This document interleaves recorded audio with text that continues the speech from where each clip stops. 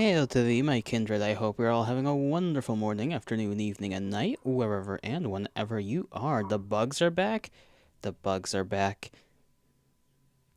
Listen, even if the bugs were back, wouldn't that be a good thing? You'd get a tad bit of a protein boost. Oh my goodness, why is this ringing? Every time. One moment.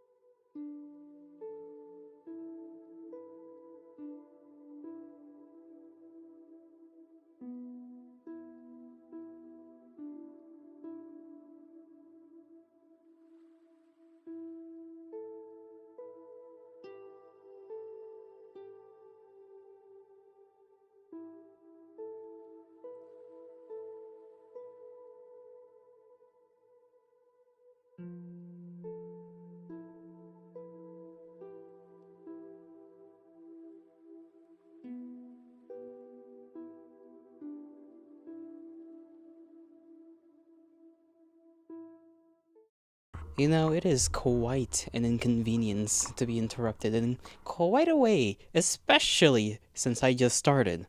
But I suppose it's all water under the bridge.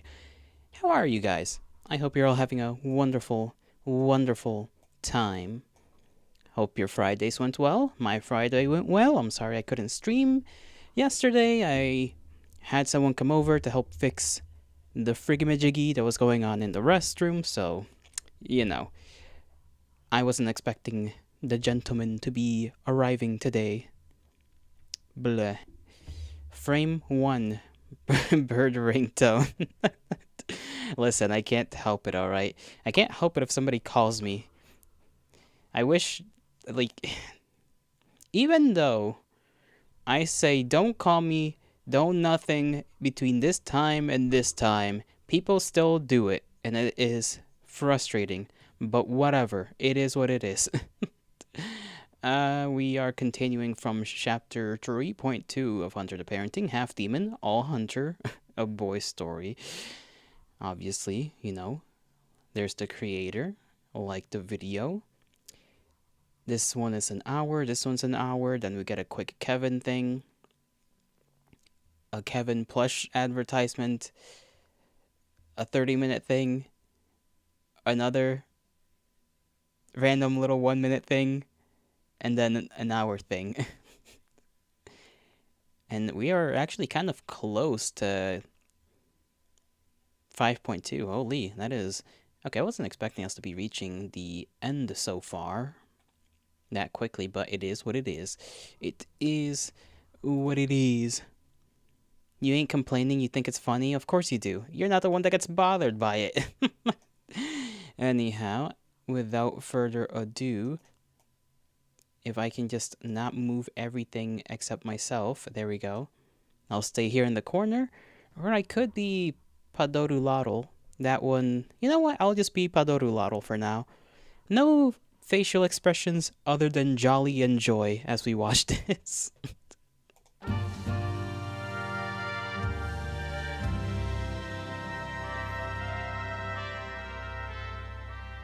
This is probably your least favorite episode? Why? Come on now. It can't be too shabby.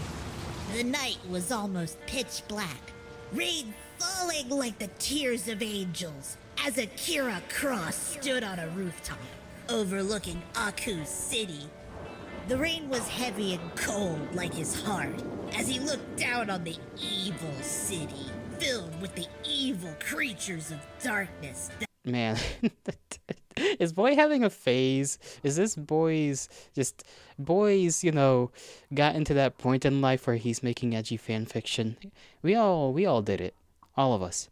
Including you. You watching. That made him so disgusted. He swept the red highlighted black hair from his pale face, turning his face towards the dark sky, the rain masking his tears that fell from his brown eyes as he thought back to that fateful day that brought him.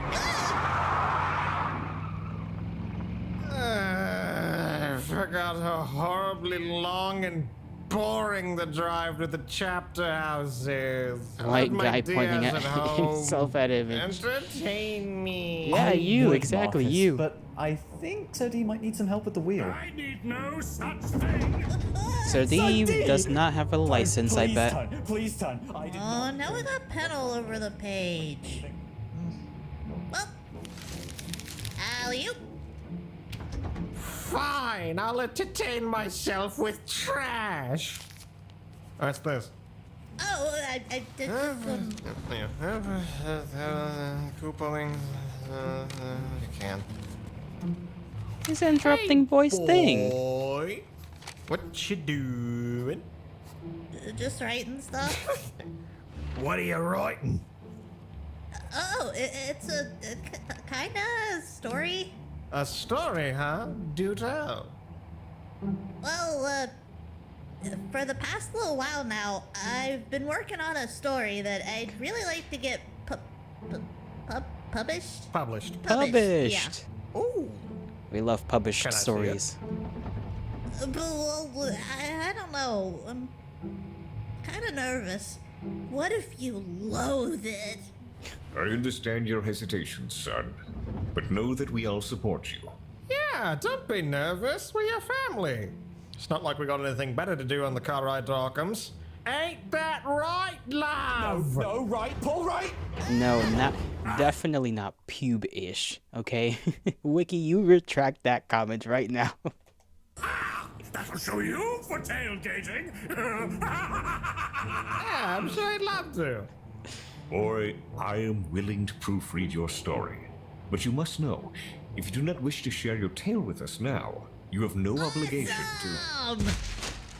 Oh, Okay, goodness. so all the good stories on the internet usually have something called a beta reader that you have look at your stuff. So I took the liberty of making a copy for everyone. Oh, it seems you've been preparing for this. Jesus, how many pages is this? No wonder the printer was out of ink. Marcus, ink is replaceable. Boyhood wonder is not. Aww. That's sweet. That was a stop Why sign. why does Dor keep being like awfully sweet at the most random times? I think it's just Dor's, you know, he's just so sincere.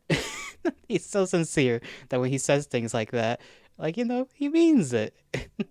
You will die on this hill not because you have conviction, but because you want to die. You know, I fair enough. Fair enough. Right of way? Sir D, that was a red light. I was over the line. Over the line! Sir D, you're supposed to go around the roundabout, not through it. So that's why they call it that. Hey, Dad, you doing your best to not get us arrested? Or killed? What? Yeah, sure. Father, Boy has written a story he would like for us to read. Oh, what a creative little scam! Why, I'd love to. Sir D, you're driving. You think that's gonna Doing stop something him? that resembles You it. can't. That's true! That's okay, Grampy. You can maybe just listen and tell us all what you think. Nonsense! I shall partake. For my darling grandchild, there is nothing in this world I would not do for you. I would stare deep into a burning eclipse, punch 100 jaguars, even eat a 100. shapely boulder, like a common household velociraptor. Everything you just described is extremely dangerous. Well, I don't want any of that. I just want you to hear my story. Then support your creativity we shall. What a great family. Nailed it! We should read Boy's story before we all die. Right. Say, boy, what's this story about? Okay. I can't So, wait for the cringe. This story's called Akira Cross Vampire Slayer. It's about Akira Cross, who's this vampire slayer. Whoa. Don't patronize me. Right, sorry. God damn. Well, I have consumed countless miles worth of text on sharing sites and online blogs. If you want me to play hardball, I'm a connoisseur in the field of literature written by 11-year-olds and And they are dysfunctional in a very endearing manner. That is very true. Nan, hail to thee. How do you do? How are you doing? Glad you made it. viscerally tear apart your story limb by limb. No. Marcus, you're sleeping in the chimney if you do your internet critic bit right now. Man, you are coming at me from all sides. I see how it is. Uncle, No. I am open to all feedback. I fear nothing but pain, death, and... Grimmed horse? Yeah, fair enough. You said this was a vampire slaying tale? Tremendous! You'd know all about that, wouldn't you, you little dead-eye? Well, it is hard to read the script and avoid collisions at the same time. Perhaps you could, read us in. Assign us roles as things progress. Is the background of this one also a Here Gmod goes. thing? Because it's looking like it. Kinda, sorta. The night was almost pitch black, rain falling like the tears of angels, as Akira Cross stood on a rooftop overlooking Aku City. The rain was heavy and cold like his heart, as he looked down on the evil city filled with the evil creatures of darkness. This that is a made bus? him I know so that, but like disgusted. when you look at the window He of the flipped bus, you can red see like, highlighted you know, black there hair is a from his background. pale face, turning his face toward the dark sky. The rain masking his tears that fell from his brown eyes. Goodness, look at that glorious early 2000s anime look. As he thought back to that fateful day that brought him there. Akira came from the legendary Cross family, a clan of vampires hunters from all around the world. His father Slab was a Master Chief in the Marines before he became a vampire hunter. I and his see, mom I see. Yumi was a priestess who hunted demons in Japan. Ah, the yokai. Many a fearsome creature under that designation. Sorry, boy, I don't mean to digress, but have you actually fought yokai before, Sodi? Ah, I mean, I've heard, stories about there being special vampires in Southeast Asia, but never anything about a confirmed yokai sighting. yokai? Why, the true to life was the Dover demon. But Kuei Jin? Mistakes, fantasies, delusions of those who dream of the mysterious Orient. At best, a cute misunderstanding. At worst, a vile Occidental conspiracy to prevent you from supporting your local Vietnamese takeaway. God, I wish I got that recorded. Right, but what about yokai in The general? Akira Cross Oh, story yes. was written by Just as there are boys. variants and some- Really? That's goofy. I just noticed there's like a little dinosaur on the seat there in the back. Sundry cryptid critters in Western nations, So too do mysterious beings exist in the East. I cannot wait to know the Take, for machination of example, the Boys dreaded VA's and mind. pernicious- Please, we've heard the Onryo story 1,000 times. Oh, have you now? You Charmander. got It kind of some does look like salaryman, Charmander, found don't it? yourself at a third-floor girls' restroom at a high school, then managed to summon Hanako-san. And I fist fought her. Come on, Dad. Everyone's already heard the toilet ghost story. Who's Hanako? Oh, apparently not. Well, first of all, it wasn't just Hanako-san. It was her three-headed lizard as well. I Oh. was nearly dragged into hell through that toilet. Thank you very much. Second, that wasn't what I was going to say in the least. No, no. What I speak of is the fearsome Kappa. Ah, the water river Kappa? creatures. You mean the little duck turtle guys that hang out by rivers and eat cucumbers? Precisely them! In a land surrounded by water and covered in a latticework of rivers and streams, the Kappa is one of the most dangerous apex predators imaginable. Yeah, they steal children. They swim like torpedoes from hell. Cool. They're strong enough to pull a fully grown stallion into the water. Have teeth sharp enough to shred its liver in an instant. They have 3 anuses and release enough toxic gas to choke a bear. 3 buttholes. Why is that And important? if they don't render your fat from your hollow, marrowless bones, do you know what they do? They pull your soul right out of your sphincter. Okay, Ew. now, come on, now you're just pulling my leg. You think I jest about anal soul extraction? You've lied about worse You've things. been to the country, you know. But fine, if you don't believe me, ask your friend Grimmerly when we get to the chapter house. Please don't. I'm almost certain she It could tell you is, all it about is there. What with her unyielding love of Japanese culture. Grimmerly. She can tell me about anal soul extraction? I think he means she can tell you about Kappas in general. Oh, well. Maybe she can. You never honestly, I know. wouldn't rule out at least knowing about anal soul extraction. When the threat of rectal shenanigans looms, your only defense is a tight clench and a cucumber at the ready to placate the thieving magpie. Or So basically, don't get freaky with the Kappa, okay? Just don't. Or that's gonna happen to you. You're gonna get anally soul extracted, and that'll be it. Or you could bow at it so the water in the little divot in its head falls out and it can't move any longer. Then you pour some more water in and become best friends for eternity unending. Those were the days. Please. Oh, hey, Dor, thought you fell asleep. I believe it is time we return to the story. We have spent a great deal of time on anus attacking monsters without giving Boy meaningful feedback. Oh, it's okay, Dad. I was getting lots of good notes.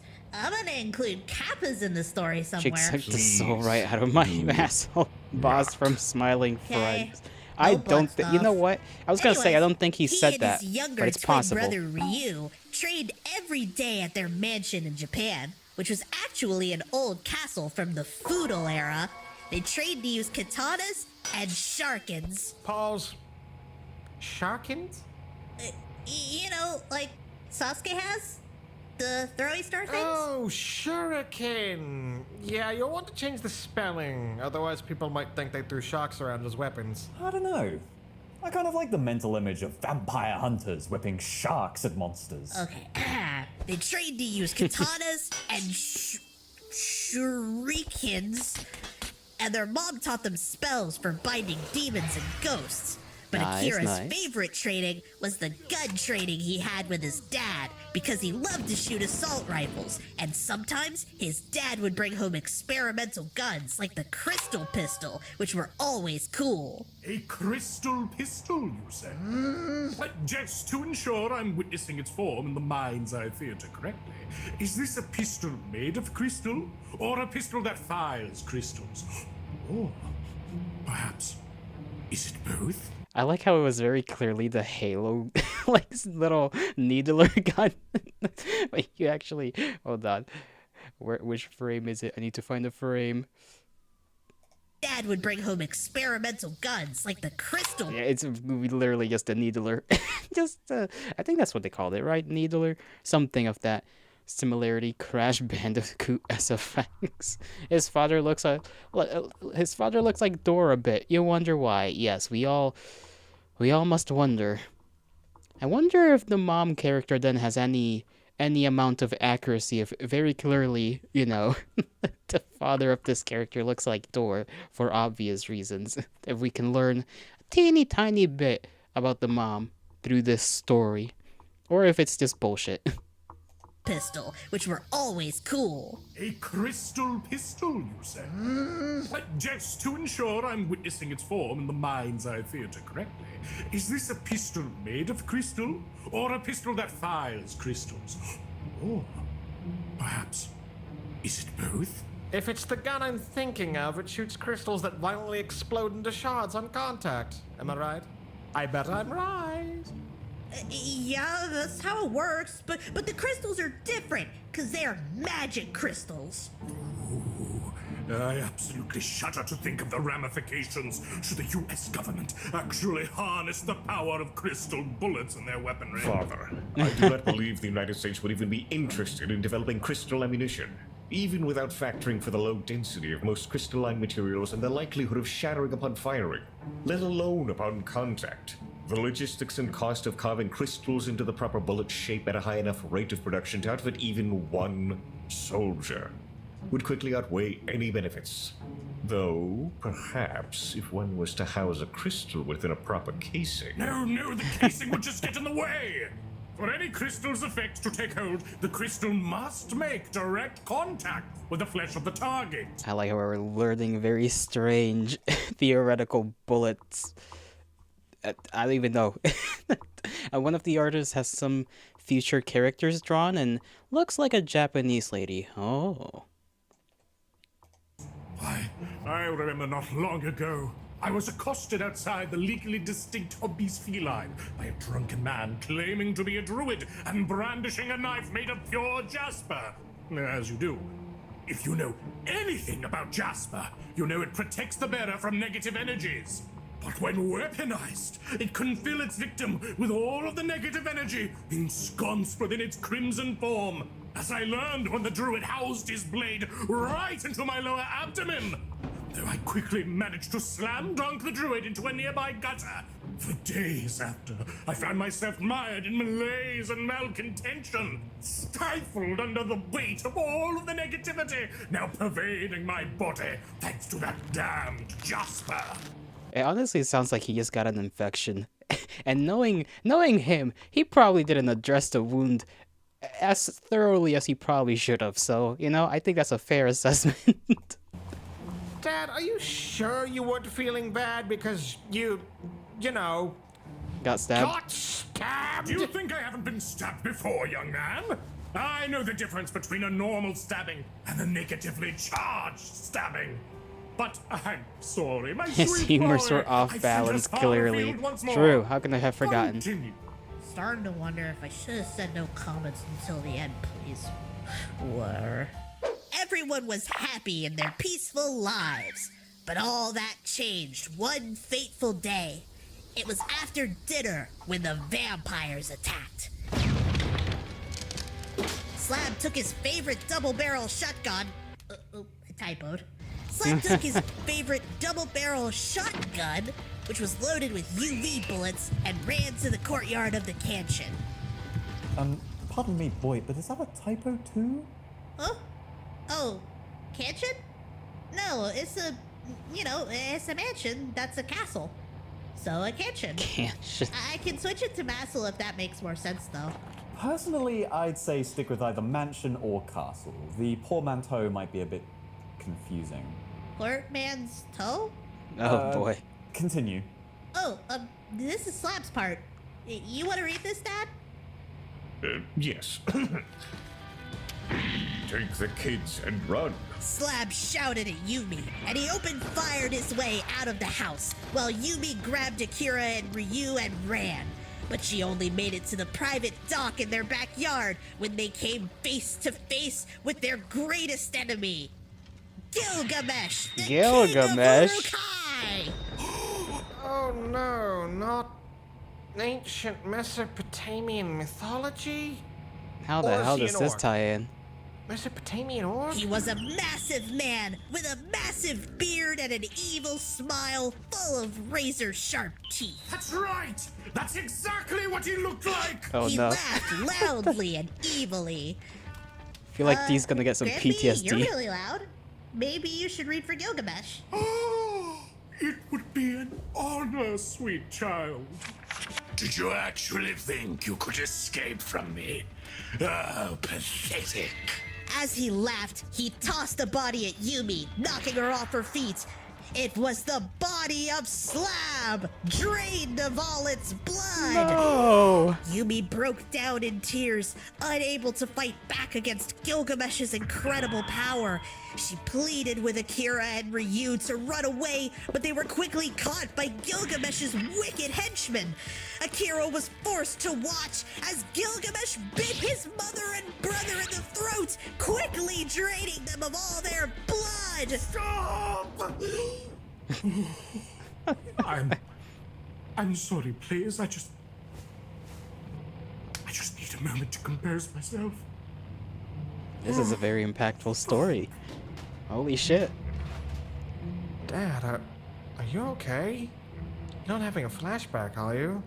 No, just not only have the rock upon which the family foundation was built, the honorable slab, You're laid shook. to ruin, How can you not be? but to see the very lives of the sweet, nurturing Yumi and the rambunctious scamp Ryu snuffed out so viciously.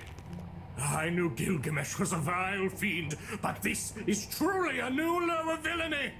How could I not be moved to tears at the tragedy of it?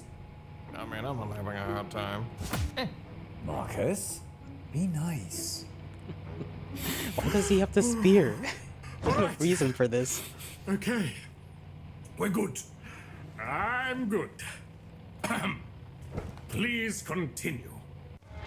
As Gilgamesh laughed evilly once more, Akira had enough. He screamed, feeling a burning rage rising inside of him, and suddenly there was a flash of light.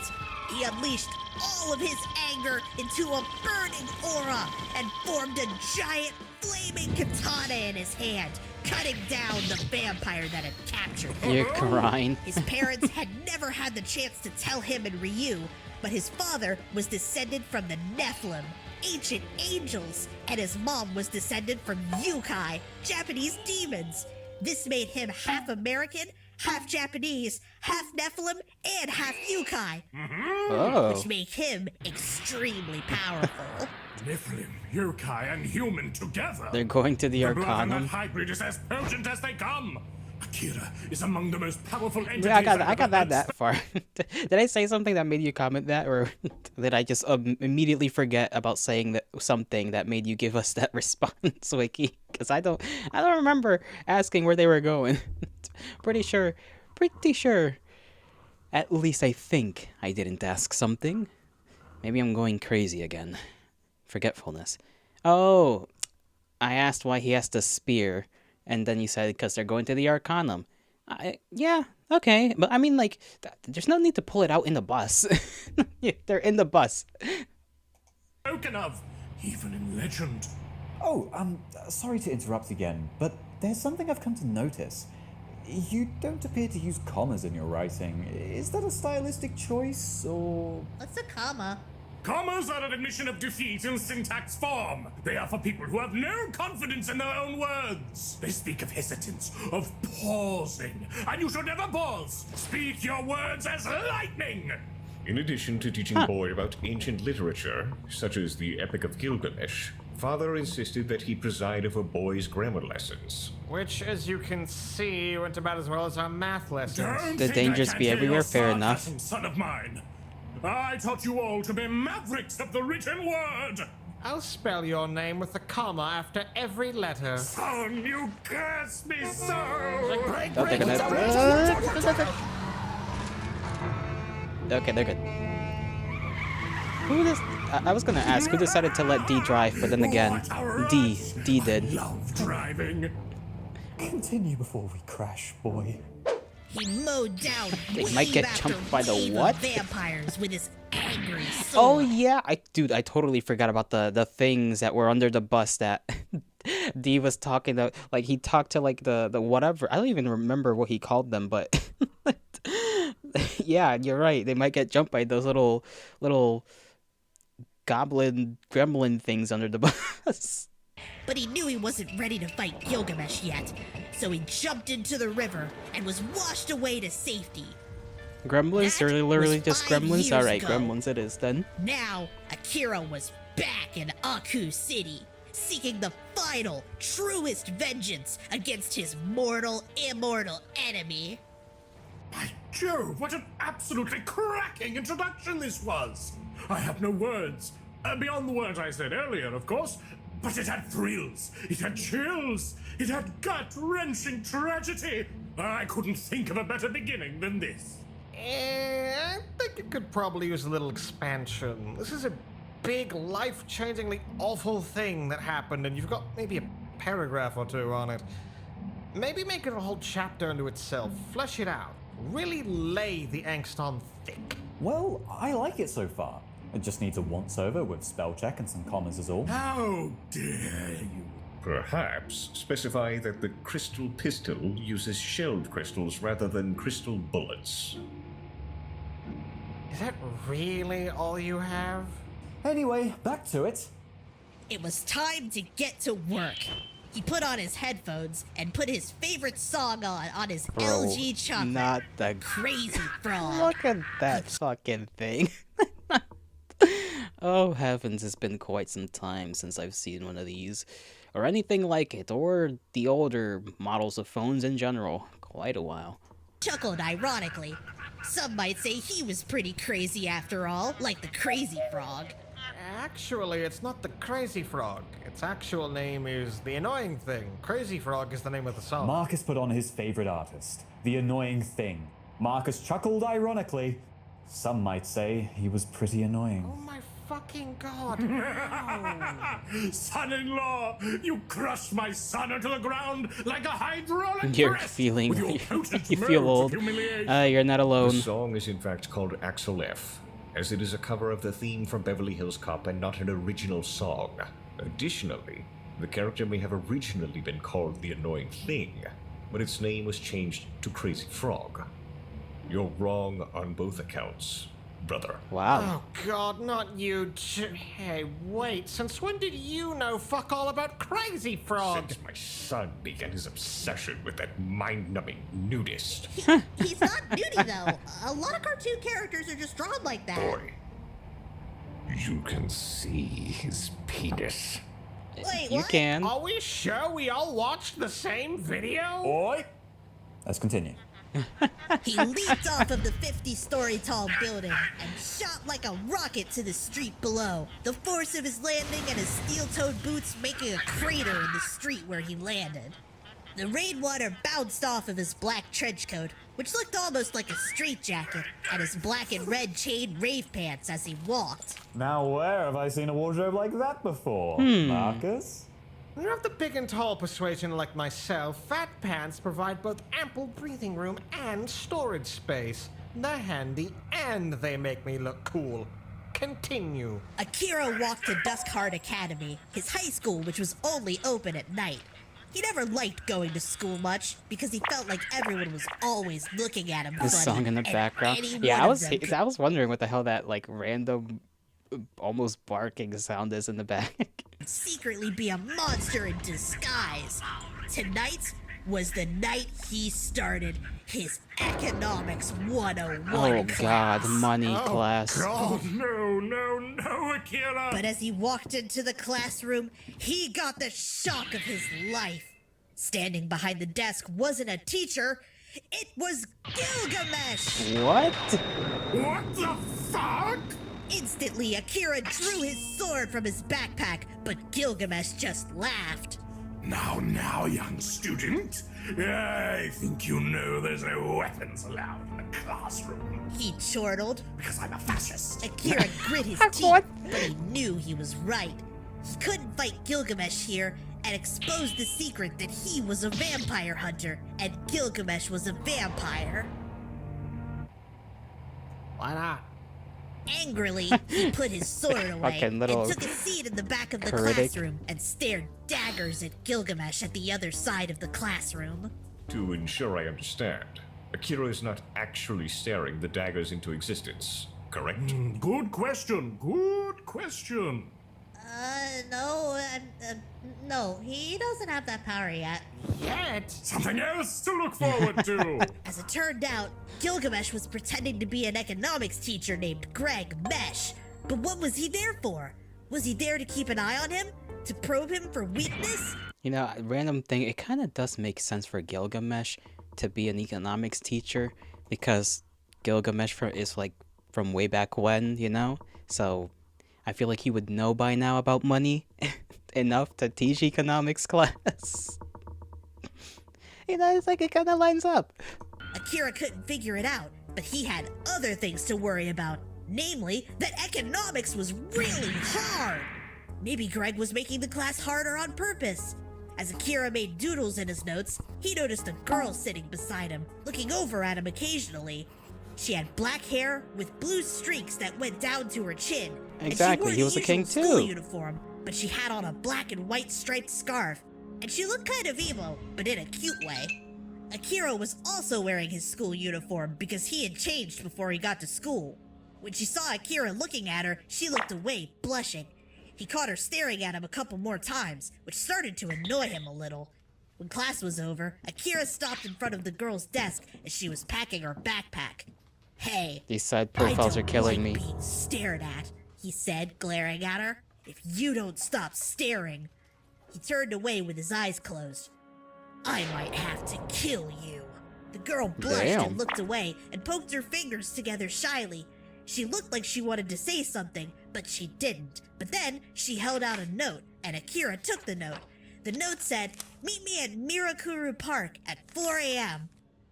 Oh, and then I put a little author's note in there to explain that Mirakuru is the Japanese word for miracle, just in case anybody doesn't get it. Ooh, yes, very helpful, that.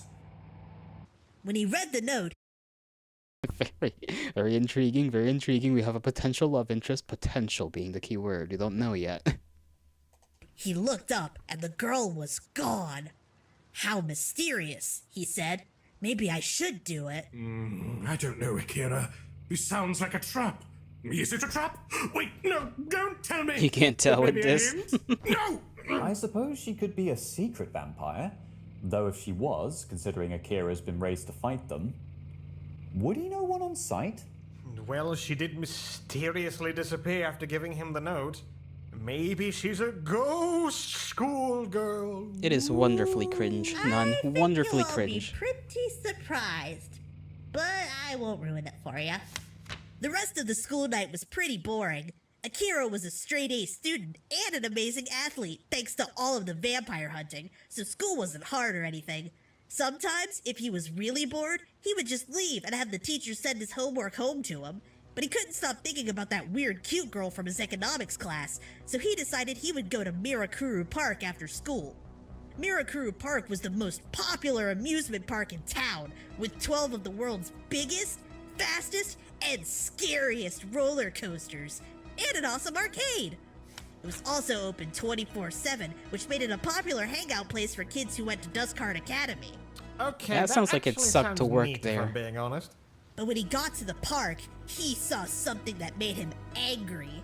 The girl from class was waiting for him at the entrance to the park, but she was surrounded by 3 punks. Hell, that's a big ass guy.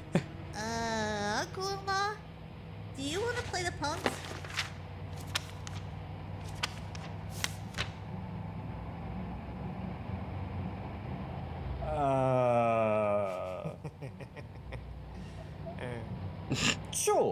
Sure, I will. Impending Oi, love, stereotype. ain't you a Oh, pretty lovely. bird? One of the punks said with a grin. Come here alone, did ya? Said another. Ain't got a mate or nothing. How's about you show us a good time, Sheila? asked the third, and they all chuckled maliciously. Yeah, kind of like that, but more menacingly, you know? Oh, this is the best story ever. Just to clarify, are these supposed to be punks or bogans? What now? Australian punks. Oh, no, they're supposed to be British. Of course. That is pretty evil, so it makes appreciate sense. the local color added, but you've got a little of your slang mixed up. I'll just fix it later. No. Please keep it in there. Keep it in there so that when the inevitable audiobook comes out, your uncle's opening lines can be, "Oh, I love what's all this day." This is all the mootest of points, as I will be the one to record the audiobook. Anyway, keep going, for I crave to see more heroics from our young slayer. The girl looked scared and confused. That was when Akira saw their razor-sharp teeth behind their smiles. They were all vampires. Oh, God. He knew he had to do something fast. He pulled out the black-bladed katana, the Tenshi no Ken, from its holster on his chain paints. I meant to write pants, but I wrote paints instead. I gotta fix that. And pointed it at the vampire punks. I guess I should have known from the smell that you were a bunch of no-life suckheads, Akira said to them. You tell them, Akira! What's the matter? You too scared to pick on someone your own size? Oi, what's all this then? Oh my god, he actually Said one of the punks when he saw Akira. Oh, you having a laugh, I'm trying to mate? not laugh too loudly. Yeah, I'm having a laugh, said Akira, at your dumb faces. Get your paints on tight. Us, young hero! Oi, you wanna fight? Oh my god. Shouted the second punk. Yeah, I do, said Akira, and the vampires all rushed at him at the same time. Begin! Fight, Akira fight, swung fight. his Tenshi no Ken once so quickly that it looked like he barely moved at all, and all of the vampires stopped. Oi, you missed, mate. Said the leader of the vampires, and they all laughed until suddenly they stopped laughing. Oh my god. Akira raised his Tenshi no Ken, which was covered in blood, and the vampires looked at it with horror until suddenly all of their heads burst from their bodies in a fountain of blood and gore, eyeballs flying out of their skull like a fountain of eyeballs before their bodies disintegrated into a fountain of ash. I love the Classic one-stroke descriptiveness. duel! My darling grandson, truly you are a connoisseur of the dramatic. An impressive move, for certain, though highly inadvisable. Taking on so many blanks within so close a range would be suicide for most. Akira turned to look at the girl who was backing away slowly in fear. It's okay, you're safe now, said Akira as he held out a hand to the girl. A thank you would be appreciated. Ooh, such a gentleman. He sounds like you when you actually do anything around the house. Uncle Marcus, how about you play the girl? Oh, I think my voice has been rendered high-pitched enough from all the squealing. Why not? Thank you, the girl said under her breath with a blush on her face. Not Akira fucking was surprised that Marcus. she had a really pretty voice, like maybe she was a singer or something. She did kind of look like one with her black and blue mini dress with a tutu skirt and corset and combat boots.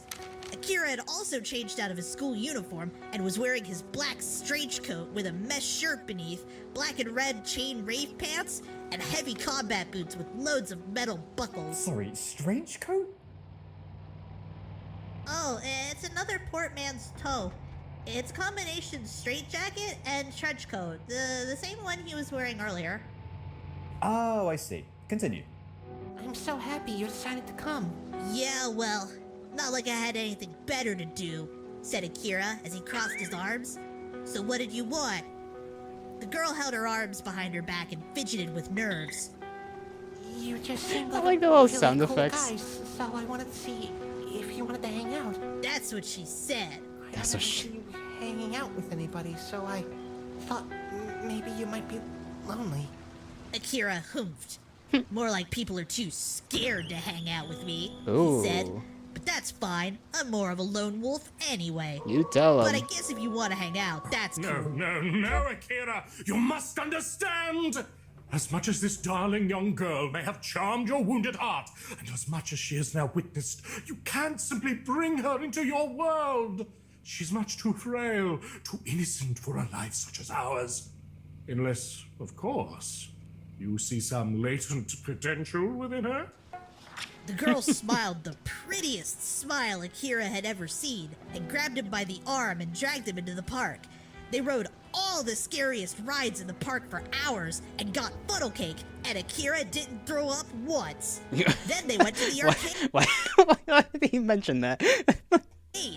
Akira wanted to play the new Halo arcade game, but the girl wanted to play Jiggy Jiggy Insurrection, the dance game. He rolled his eyes, Jiggy but he Jiggy played along Insurrection. anyway. A Halo Classic. arcade game, huh? I wonder how that would work. Maybe something like Time Crisis. It's on rails, and you step on the pedal to shoot, and you step off to recharge your shield. Something like that. Oh, you ever see that game, The Grid? It was a deathmatch game where you moved with a joystick and aimed at the trackball. I'm just picturing someone wildly spinning the trackball, pulling the trigger, and hoping for the best. Dude, Oh, honestly, I love those little arcade shooter games. Those are so much fun. Unironically, alright? If you got the coin to spend, because sometimes some of the little mini bosses they throw at you are a little bullshit, I might say, but it's fun. It's fun nonetheless. If you got like a solid $10 worth of coin.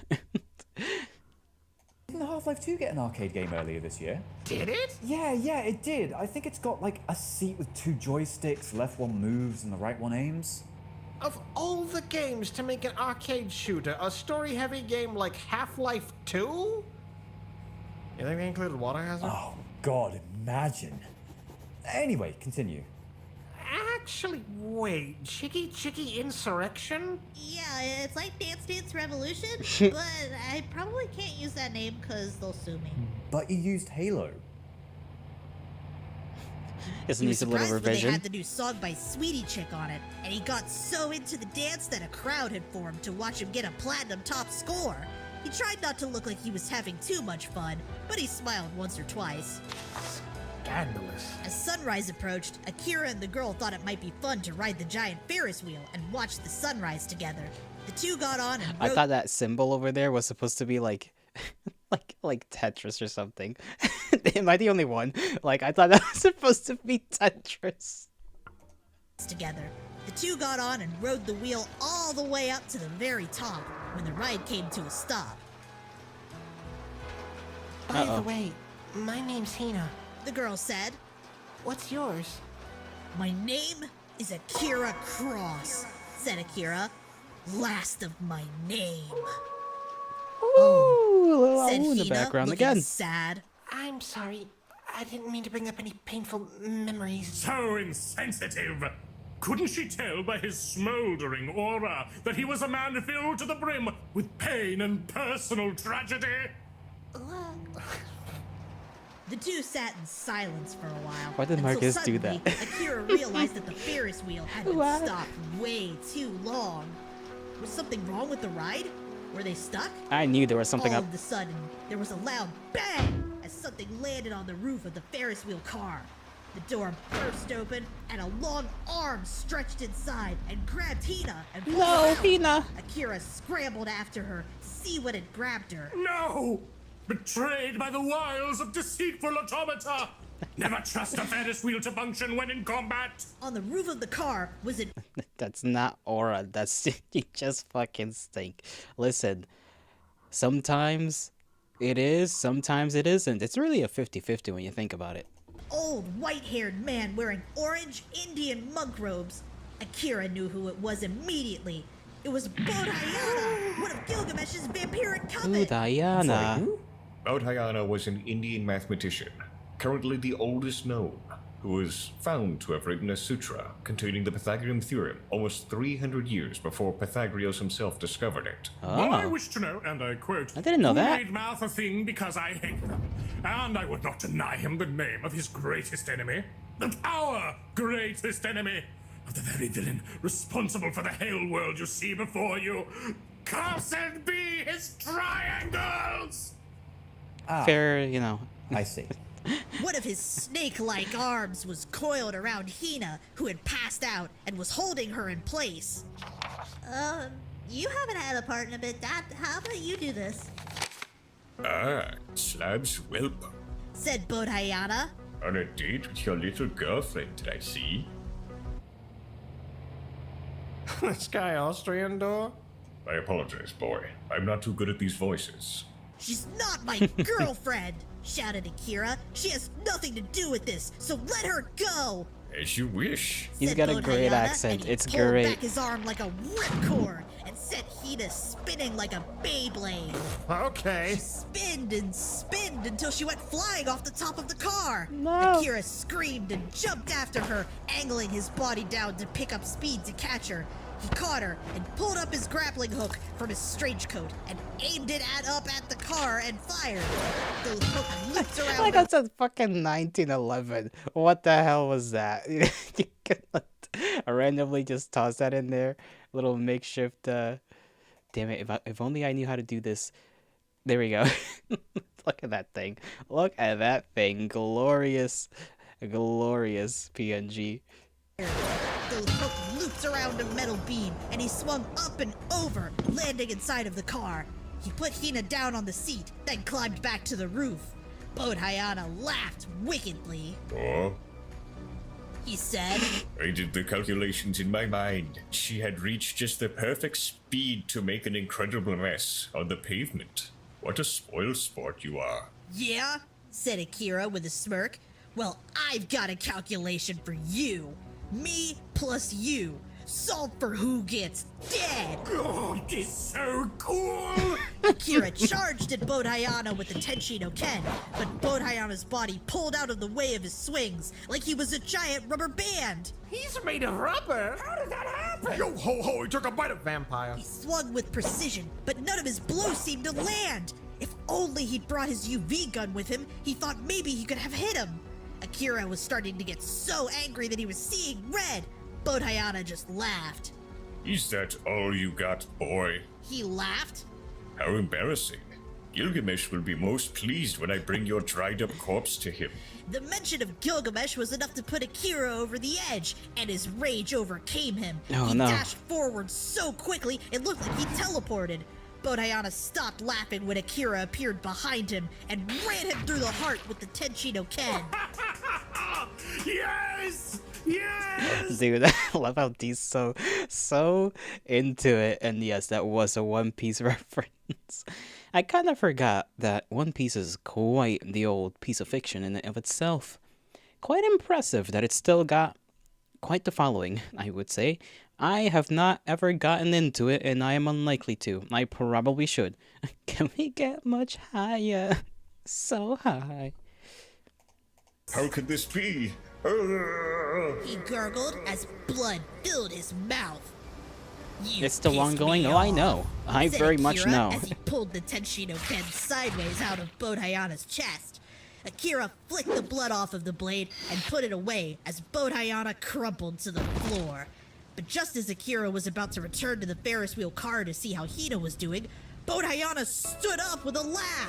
You What? fool! He laughed. Because of my stretchy body, I can move my organs around as I please. So you missed my heart completely. Say Tricky your bastard. prayers, boy. How can Akira possibly get out of this one? Is our hero doomed? But just as Bone Hyana went to strike back at Akira, his arms and legs were suddenly chained with heavy chains that looked to be made of holy light. He screamed as the chains burned his flesh. How could this be? Bone Hyana screamed as he freaked out. Suddenly, someone shining with a bright white holy light came floating out of the Ferris wheel car. Akira couldn't see who it was right away because the light was too bright. But as he kept looking, eventually he could see it was Hina! Hina? Hina, how are you doing this? Akira asked, but Hina said nothing. She just pointed her hand at Bone Hyana. Thy judgment is nigh. Hina said with a voice that didn't sound like Hina's. Oh shit, my bad. Thy judgment is nigh, and the sun shall be thy judge, jury, and executioner. Bone Hyana looked on in horror as the sun began to rise over the horizon. He freaked as his body caught fire in the sunlight, and soon he was burnt away to nothing. God damn, Bone Hina? Hyana disappeared. Hina suddenly said, Our work is complete.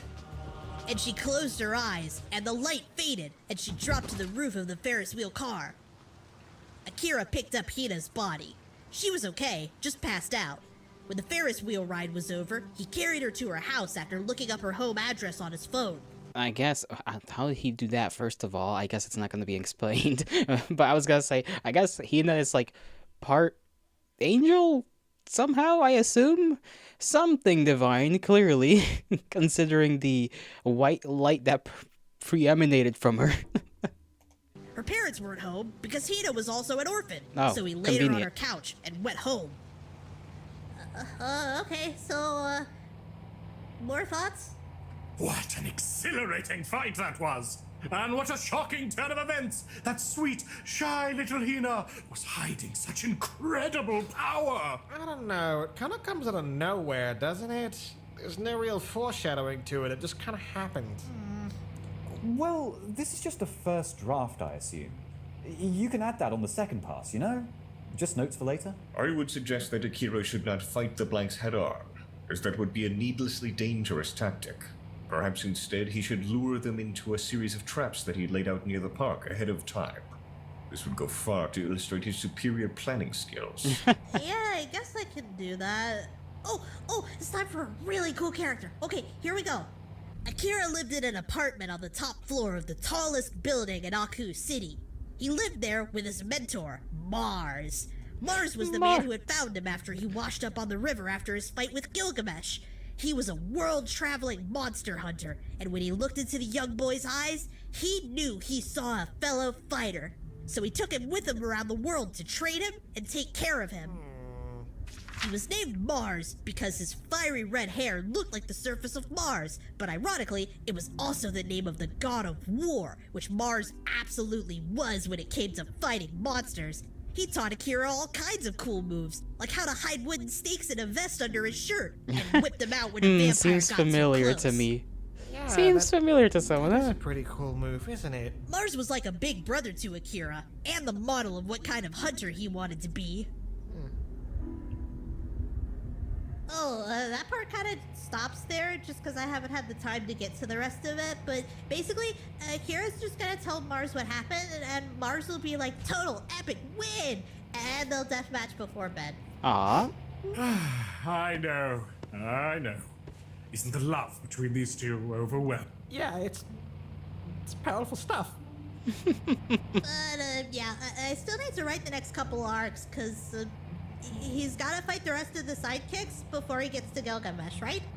So, the first is Jack the Ripper. Jack Natch. the Ripper. Then he's gonna fight Florence Henderson. Florence Henderson, I don't the remember mum this one. from the Brady Bunch. No, the nurse lady. Oh, that's Florence Hi, Ash. Nightingale. You'll definitely want to change that. Okay. After that is Jackson Pollock. Good. Jackson Pollock? Oh, wait, hold on. I don't remember. Who the hell is Jackson Pollock? Hold on. one moment. This has to be researched. I cannot have this be in my mind tickling me, so. Jackson how do you spell that? Pollock. No, you damnable piece of technology.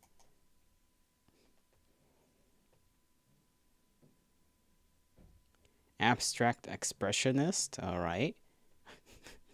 So he was an artist of sorts for abstract art. He's the one responsible for dripping paint on the canvas. That is what he's made his mark on this world with. Interesting. I never liked his paintings. Messy nonsense that anyone having a prolonged series of muscle spasms could replicate. I would pay to see you recreate Pollock Door. Come to think of it, I don't think I've ever seen you state an opinion about art that involved architecture. Cubism was superior to abstract expressionism anyway. I can guarantee Joseph Gokar would have made a Pollock painting, but Pollock could never build the House of the Black Madonna. Yeah, I've got no clue what any of that is. Any other members of the Goon Squad? Oh yeah, the last guy is Andre the Giant. If I may ask, why these people in specific? Well, usually when you see a bad guy's minions, he's got a weird guy, a smart guy, a big guy, a lady, and a really scary guy. And I thought it would be cool for his minions to be people from history. Well, pretty solid choices, I'd say, if a bit disparate. You know, I'm not gonna lie. If this was an actual little manga or whatever, You could make this work. You could honestly make this work. Chapter 5.3 was supposed to be released today, but Alpha's computer went haywire, so it got delayed till later this month. Oh, well, that's good, because I don't think we'll be even getting to 5.2 this time around anyways. Probably next... Honestly, we might be able to do 5.2 and 5.3 by... yeah, like the week after, whenever that comes out. I'm pretty sure we might be able to watch those two, you know, on the day it comes out. Or, well, maybe not the day, but the week, you know, because I'm doing these every Saturday. Assuming it does come out later this month. Oh, 5.2 is 2 hours. Well, you know, it is on a Saturday. I can extend stream an hour or two. It doesn't matter to me too much. But, yeah, he'd fight all of them.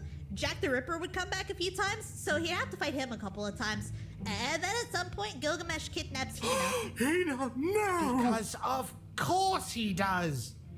So yeah, I think I kind of got bored and jumped ahead a little, because the next bit's after Akira and Hina killed Gilgamesh. Of course he did! I knew he had it in him!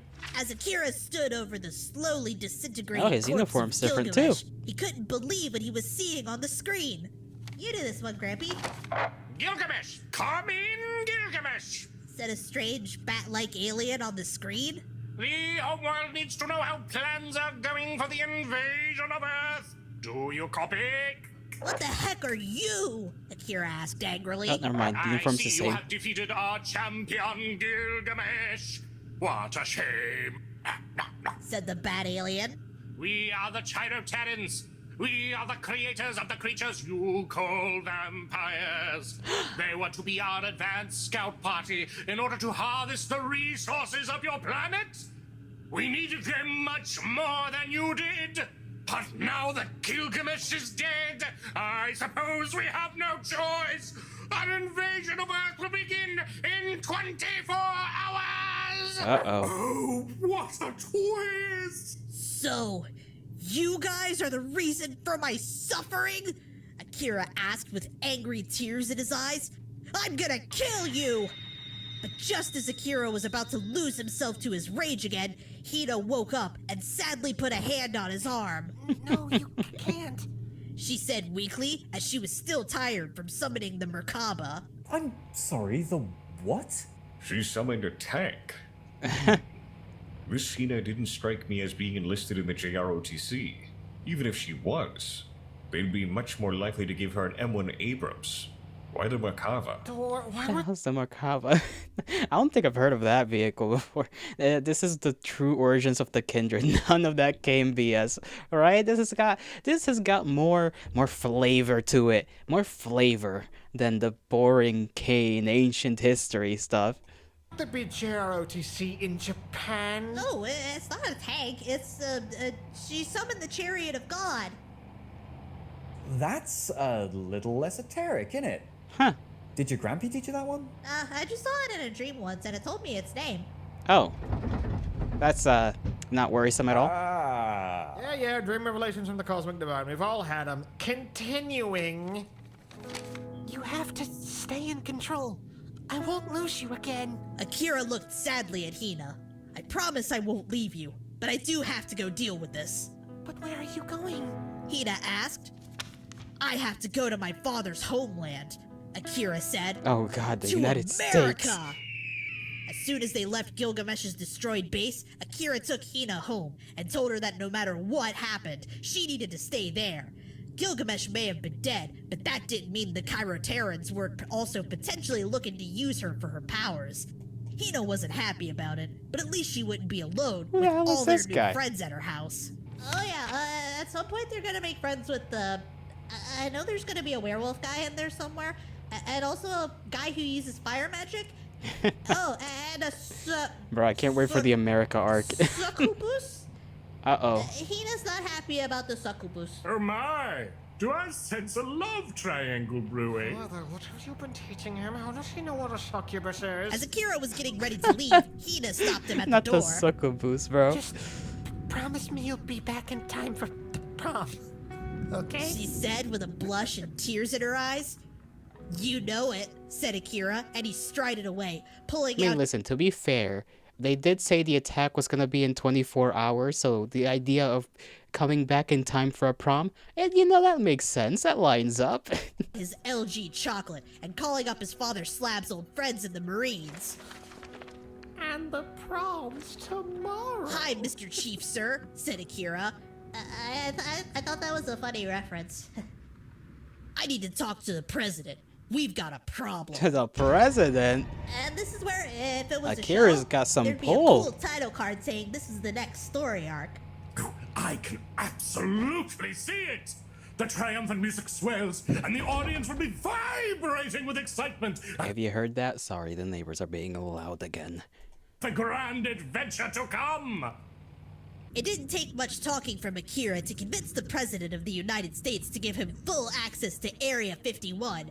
After all, where else on Earth would one go when they wanted to stop an alien apocalypse? Absolutely. When he got to Area 51, he found out that the world governments had known about the Chiroterrans for some time, but they didn't have definitive proof of their existence until Akira had killed Gilgamesh and revealed their plans to the world. They thought this would be a great opportunity to try out their newly set up Space Marine program. They wanted Akira to lead the program, but he wasn't interested in all the genetic experimenting they were doing. And after all, he didn't need any of that with his unlocked half-breed powers. So the government said, fine, you don't have to go through the genetics, but take our Space Marines with you when you go. What kind of space marine we talking? Spartan or... Spartan. I mean, they're not exactly the same, though. I just haven't written about them much. I call them the Crimson Dragon Blades. Ooh. But we're not there yet. Anyway, Akira agreed. They also showed him the experimental ship they had built, which could achieve faster than light travel, the Catchy. Akira took his squad of Space Marines. Kanye, Jake, it's all just Halo. Josh, George, Johnny, Connor, and Lemmy-Tooth and boarded the Catchy. Lemmy-Tooth. I like that one. The government had sent scout drones ahead to find the exact coordinates of the Chiroterran homeworld, and they determined the ship would arrive within 10 hours. As the ship took off for space, Akira braced himself for the upcoming battle. Marcus, I think my nose is bleeding. Uh-oh. I kind of skipped this part too, but they land on the planet, and as soon as they get out, there's laser fire everywhere, and everything's exploding, and a bunch of the Marines get shredded, and it's super bloody and stuff. It's super cool and gory, but also sad and stuff because everybody's screaming and dying, like Saving Ryan's Pirates. Very age-appropriate, yes. Oh, I know you don't actually have a problem with that one. Who was planning on showing him Genocyber? The one where two little kids get shredded by a minigun at the start of the second episode? What the hell? Genocyber is a classic and a rite of passage. And it wasn't just a minigun, it was a minigun and a helicopter. When Akira finally arrived at the top of the tower, he was met with a shocking sight. There in the control room of the tower was a boy who looked a lot like him, but who had massive bat wings and short spiked blonde hair and red eyes. Akira stood there with his mouth hanging open. Is that you, Ryu? It can't be! Ryu. Gilgamesh killed you! He screamed in anguish. That's not quite true, brother, said Ryu.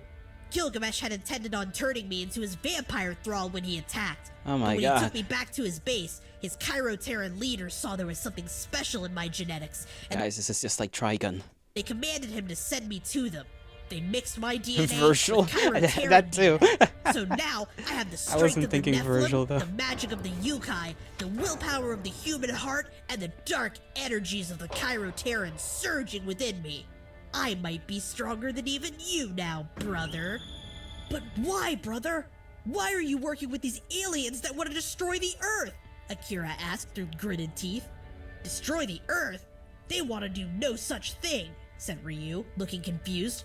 But they're planning to invade the Earth in 24 hours, shouted Akira. Oh, that was just a rogue element, said Ryu. We already dealt with him. The Chiroterrans are not the enemy of Earth. In fact, they want to be allies. So, they don't want to harvest the Earth? Asked Akira.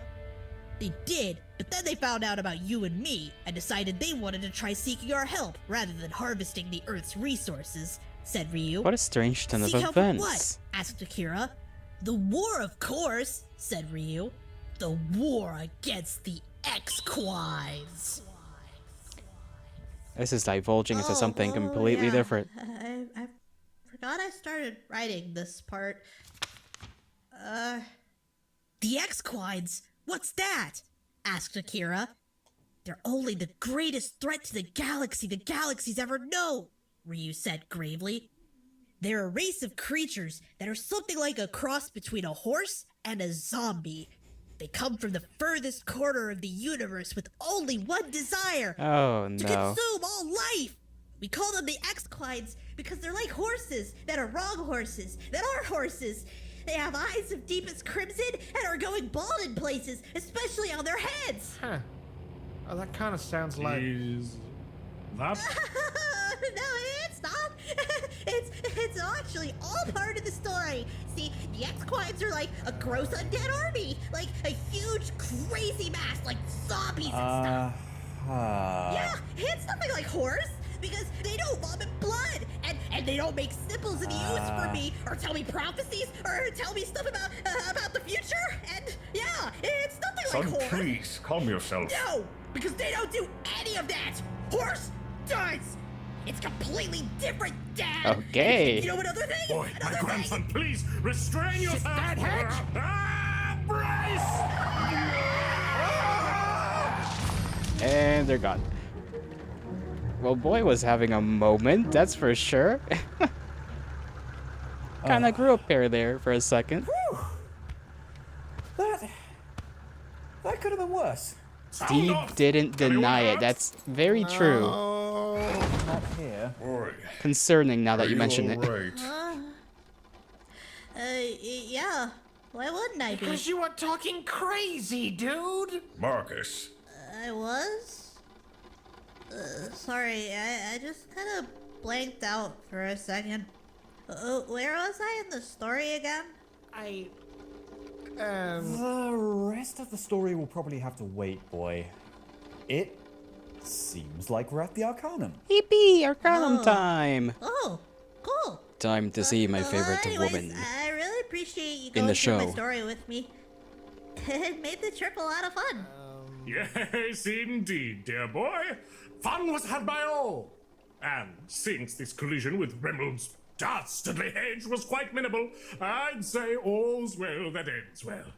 Son-in-law, Yes, Sadi? go and prepare the window detacher with Marcus and boy. Are you sure you want to after that whole... Yes, I am. Allow Dor and I a brief moment, if you will. Uh-oh. Alright, I think I get it. Come on, boy, you can... wear the welder mask for a bit. Oh, hell yeah! And the particle respirator too? Sure thing, I guess.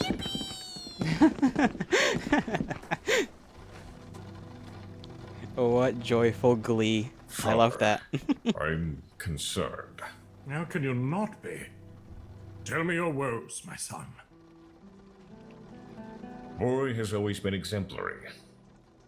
But between those blanks in the tunnel, them breaking out of the cellar, now this, You worry it's too much for him.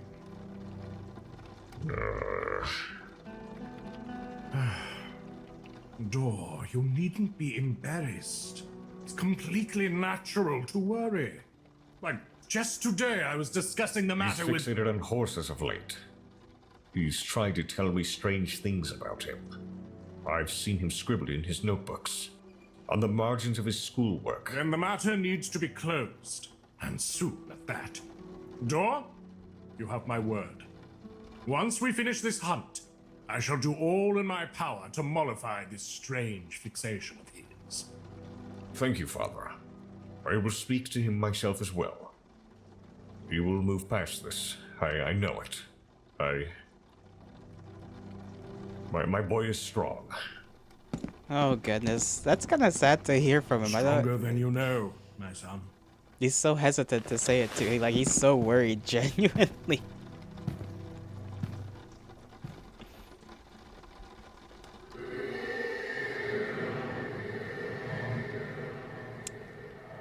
You know, he got a pretty accurate drawing of him. Boy might be skilled in the arts. Boy, it's definitely special. That he is. I do gotta skedaddle to use the restroom, so I'll be right back.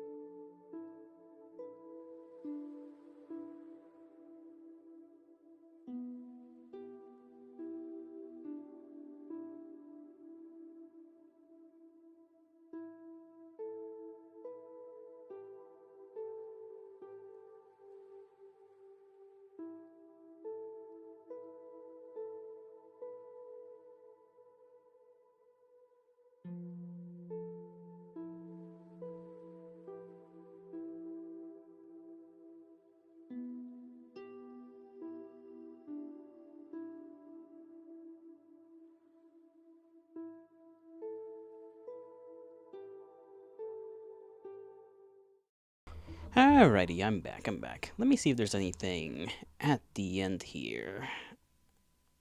We can just kind of skip to that. Bear witness to that. I have a very good vocal range, actually. They just have me voice this one fucking twunk. Yeah? Oh, man. I wish we could have that in.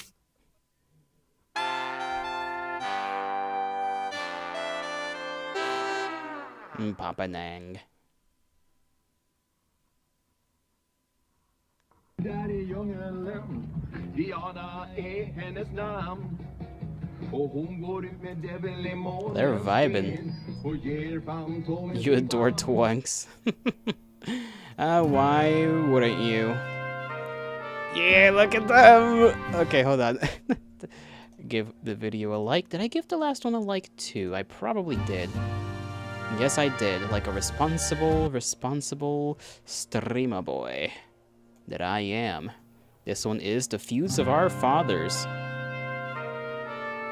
Yeah, we paddle!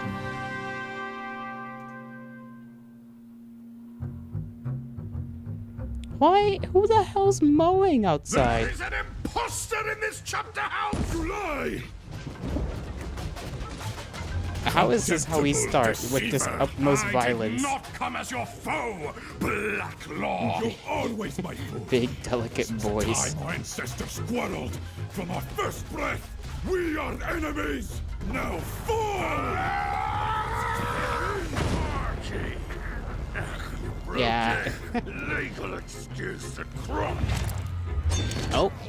No shot, slack talk.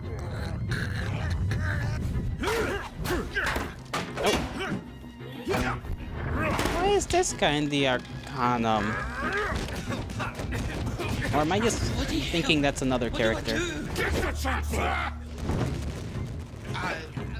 If you both agree. Suppose all's in order, but why'd so much Got of the moves. budget go on Wigan kebab? She ordered 6. Like Oda Nobunaga, it was a great unifier of bomb cakes. So you liked it? Liked it? I threw up. Welcome. Trouble downstairs.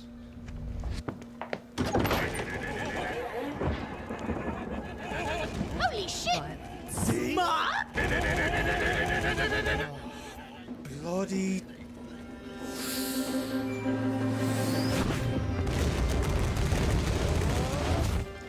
Oh, damn.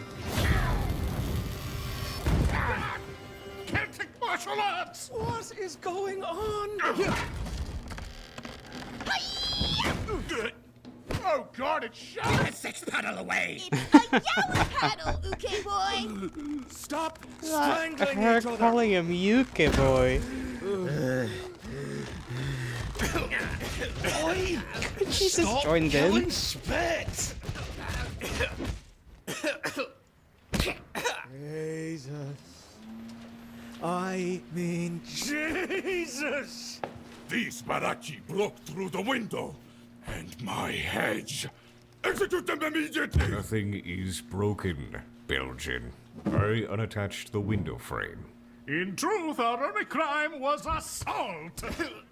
Why was I not I born in know. Nokia Just Engage? calling him a fucking bottom out of nowhere. What part of banishment and exile did you not cop onto? Both parts. Of course, of course. You'll actually be glad we broke in, Chancellor. Okay, no, not engaging. Leave. You're already engaged. I never signed our divorce papers. Oh.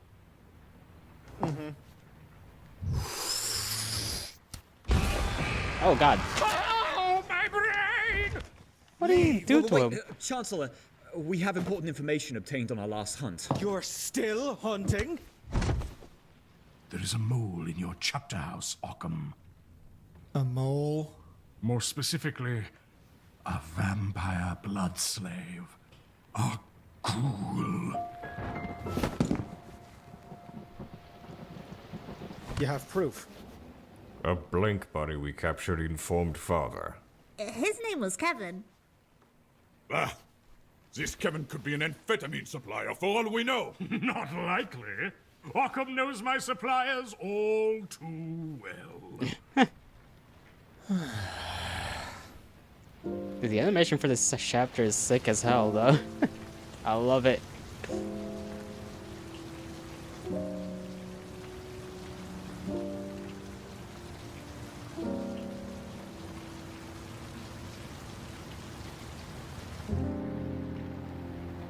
Fellow Arcanists, my apologies for this urgent meeting. Let's see here. Chancellor, can you confirm the presence of everyone who's been here in the past year? Excluding members on exchange, these are our active members. Chancellor, my diagnosis is that No, it this was- is hogwash. Years between 3 and 2? I mean, 3 and 4. What? 3 and 2. Am I brain dead a little bit? Between 3 and 4. I mean, damn. Yeah, now that I think about it. Hold on. You're right. When did this come out? A year ago. And episode 3 was... Oh, yeah. That was 3 years ago. So 2 years. Roughly. 2 entire years. Arcanists, my apologies for this urgent meeting. Let's see here. Chancellor, Can you confirm the presence of everyone who's been here in the past year? Excluding members on exchange, these are our active members. Chancellor. Why is the Chancellor just a Celtic Doctor Strange? Am I the only one that thinks that? Look at this man. He's honestly just a little Celtic Doctor Strange, and that's it. That's his whole shtick looking, at least in the terms of looks. Is that the guy's name, Doctor Strange? Yes, I'm remembering that correctly, I think. Our active members. Chancellor, my diagnosis is that this is hogwash. Oh boy. Same shit, different day. Mind your tone, laborers. Oh no. Okay. That was kind of classist. I too am a bit curmudgeonly after rising from my evening siesta. Arcanists. We have reason to believe there's an infiltrator in the chapter house. A ghoul. A servant of the vampiric powers that be, seeking highly sensitive data in our archives. This individual poses a threat to us. And to make matters worse, they may be in this very room. Ooh. Eric. Roll call. Show your Arcanum license when announced. Harry Jacket, neophyte. Elise Culpepper, neophyte. Oh, what a lovely Giles smile. Oakling and Simon Spires, part-time security. So they're just casually, I mean, okay, Giles I can kind of get ending up working here because Guy was already, Loisons, Guy was already, you know, looking for work. I can see how the 9 to 5 at a market wouldn't have been the most pleasing. Pay attention to them. Oh, jeez. I will try to do so. Clearance of staff access. The other two had student access. I guess, you know, also nepotism because they're both buddies of Big Man. There's some details you should see. I'll try to. Brockham Blacklaw, security. Brockham Blacklaw. Why is his name up here and not here like everybody else's? Sergeant at Arms. See? Grimoline Smith. Tic-tac-toki. Okay. Scholar of the Orient. Neophyte. Dr. Gloria Waters, Lord Wernan Fatigue. I can't see what she's the part of the scholar. This is lycanthropy lore. This is something. Elders. Chronic something? Chronic. How do I like skip back a little bit? Dr. Gloria Waters, Lord One Wernan moment. It's going to take me a little bit to. Elders. Synchronic something. Did I see what the first two were? Highland Legend. Harry Jacket. Storage Neophyte. and security. Elise. Faye Researcher. Okay, we got that. Sisterlies.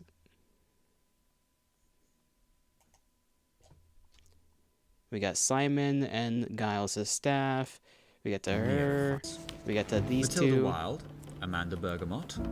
The Why is Matilda write her name like that? that is awful. That is worse than my handwriting. Help. And for our most senior leadership, I am Remold Black. I am Big D. Oh, that's Kevin's. That's Kevin's card. Master. Hold on. What did this guy's thing? Full access. Elder. Remold Black. I am Big D. Shelter. Library. Master Hunter. Father. Grandfather. Occam's esteemed uncle. Occam's beloved ex. Enemy of D and his vile reviled victim of the Black Lord despots. And Giles, who served me as a 99p store that one time. Hi! It's my day job. Didn't know it was Raid's dead. Hope you suffer. No discounts for you, Raid. Bitch. go ahead, Chancellor. Occam O'Connell, Chancellor of the Arcanum Chapter House of Great Yarmouth. And that's everyone. Can this blue buffoon even write? Only in cursive, mate. What a backhanded compliment, Grimoline. Oi! I just went to bat for you, you doing. Hi. Save the energy for a canon debate. No anime, please. The geriatric Cold War's enough. Hairy Leg thinks this is a Cold War. Fucking killing it, Ma. Shut it, slackjaw! Assuming you can. Quiet! Okay. Love the tension. So, for those of you not in the know, vampires are real. Sorry you had to find out about it this way. What we're dealing with, however, is a ghoul. The blood of the vampire acts as a potent narcotic to the living. Get a good mouthful and boom, you're a ghouled blood slave. But, like any narcotic, if one goes long enough without, they might find themselves experiencing very nasty, very visible withdrawal symptoms. Which brings us to our next order of business, the lockdown.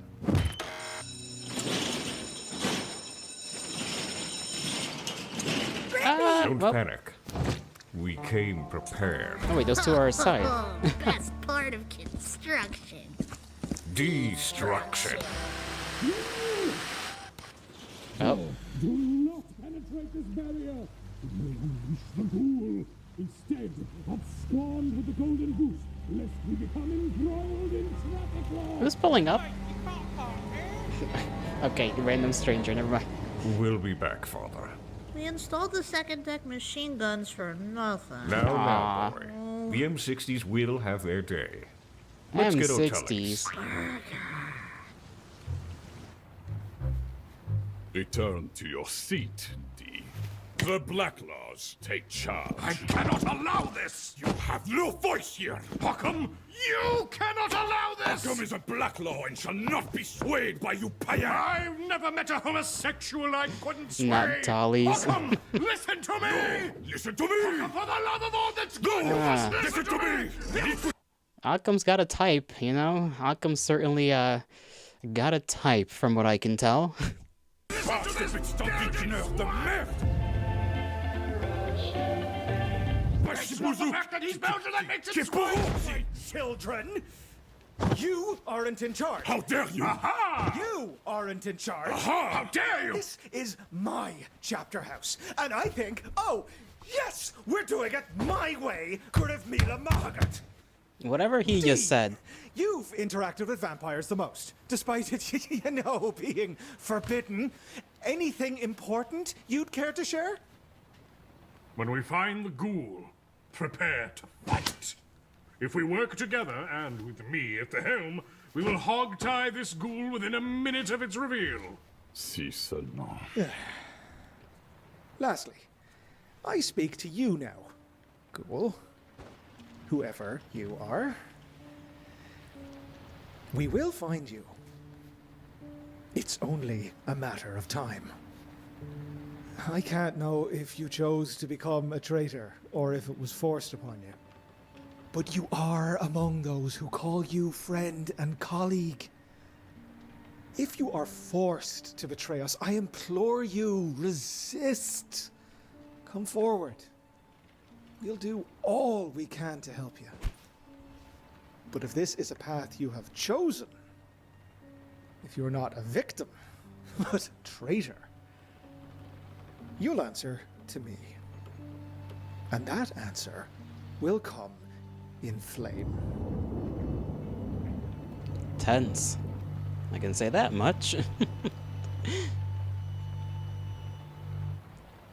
Feel bad for the Very well. random staff that We had to figure solve out this vampires now. exist just now. Come with me. Oh. God damn. Marcus, please. After eons, we witness the unsealing of the archives. Goodness, that's a beefy nun. Knuckles would love her.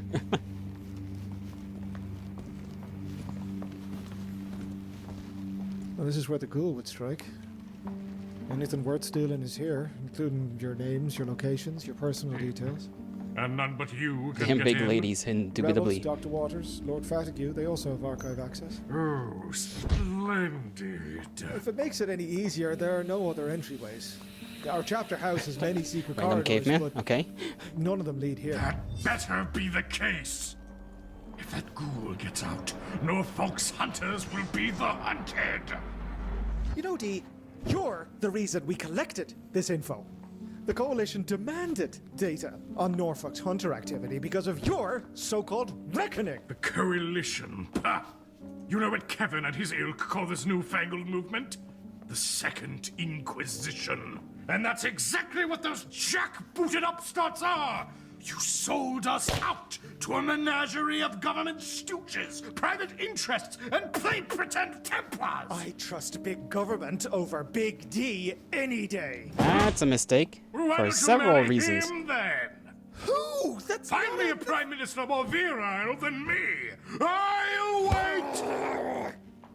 Mate, not only do I get to return to the chapter house, But you get to enter the archive. Never thought you'd wind up here, huh?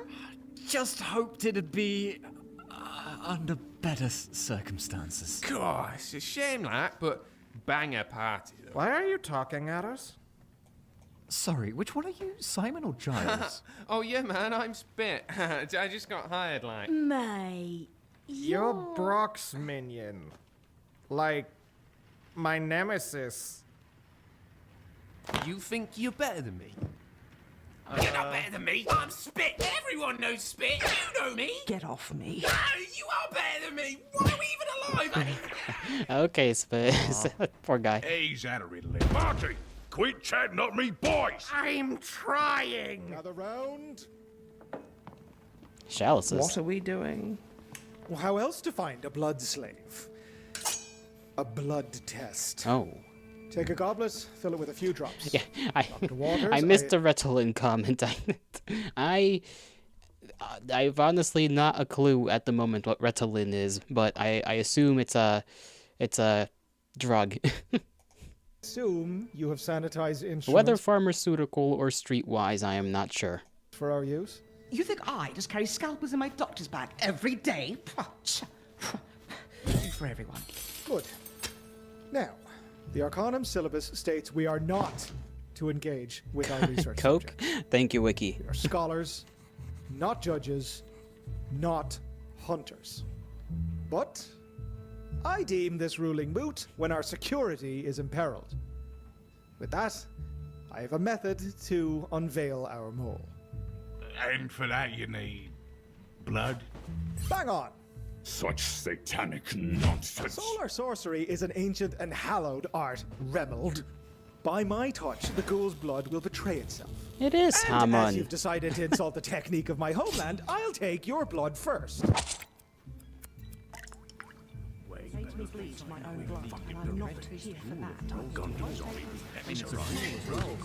Oh.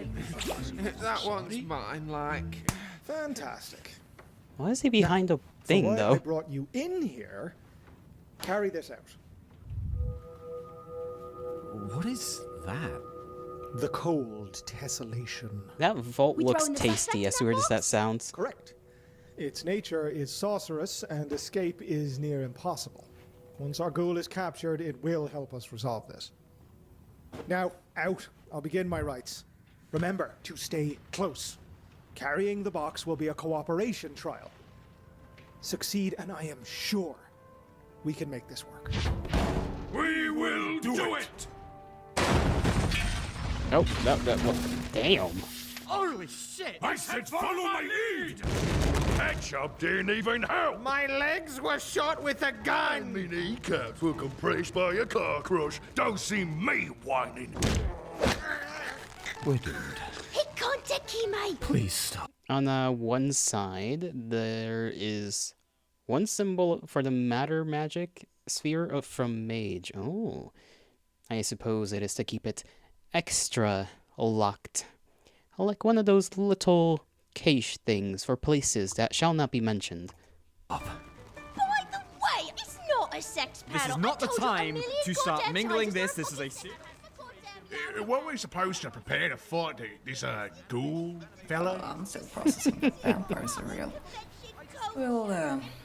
We'll hide in the kitchen. I do have some reading to attend. Oh, she's freaky. Don't split up. The lady that said she was gonna go read. Why's the dog and a slug fighting again? Reliving past trauma. Like skull trauma?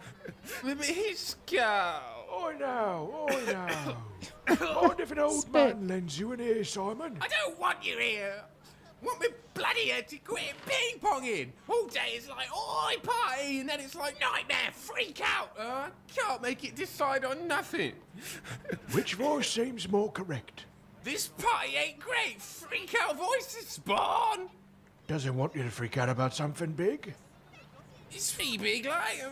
Excuse me if I don't exactly tell you what. Can this big thing by chance be compartmentalised? What? Made smaller, more manageable. Maybe. Then, like scrubbing a bathroom floor, you do it one tile at a time, lad. Like me day job. How about we take a moment, work on that scrubbing together, Oh, eh? yoink that. And that too. Fine, innit? We can head for the bar in the other room. Much quieter there. Come, lads. At least out here, Pickpocketing. pickpocketing. Toffee prod in human form. I'm feeling the event about Dad. Excuse the fuck me? Oh, just well sure you and Mark have been enjoying the freedom since you left the Arcanum. There was no leaving. I was kicked out. Okay, fine. You know what I mean. You haven't had to conduct any research under the gaze of some weazened geezer like Remmel. You are abso-fucking-lutely correct, Grimaline. I haven't. I haven't conducted any research because I no longer have the Arcanum's funds to conduct them with. Sure, it's on your own, Bob, but you ain't got no bloody oversight. You should be happy.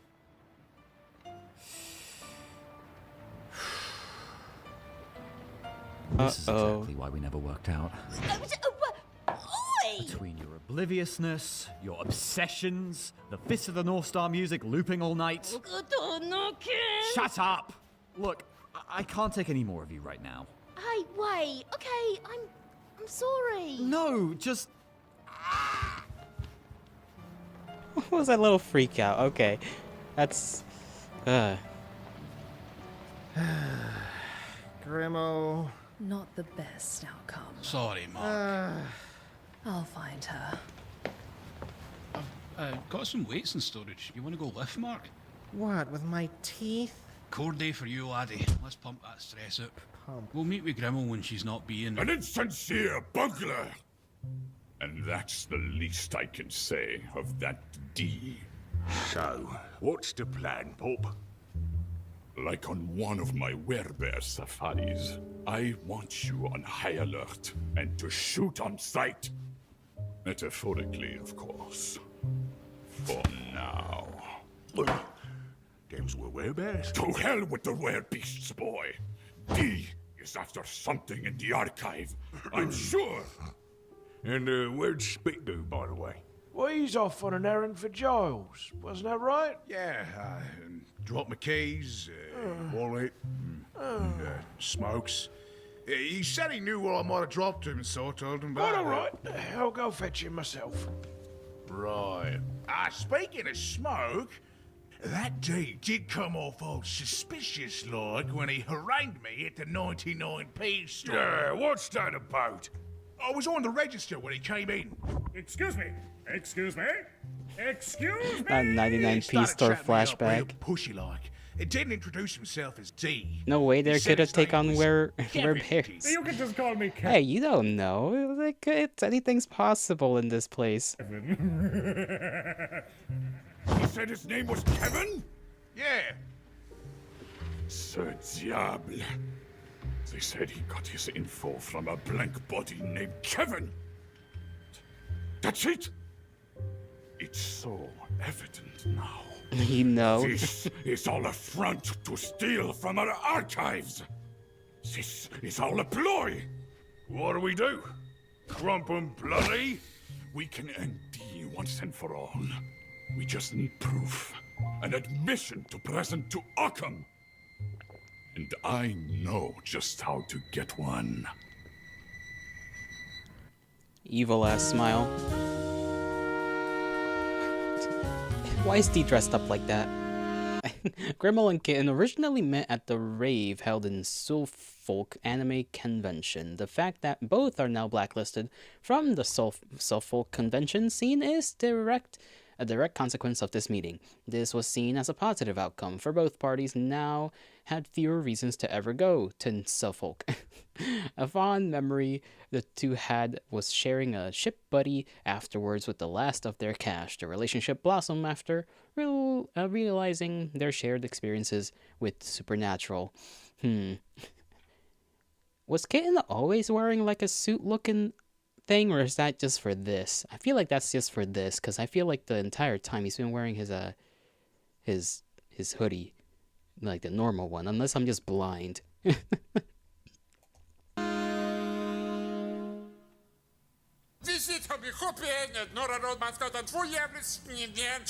Uniform? I see. Arcanum uniform. Come on! Gone with them to the funny phrenology library. Yes, you!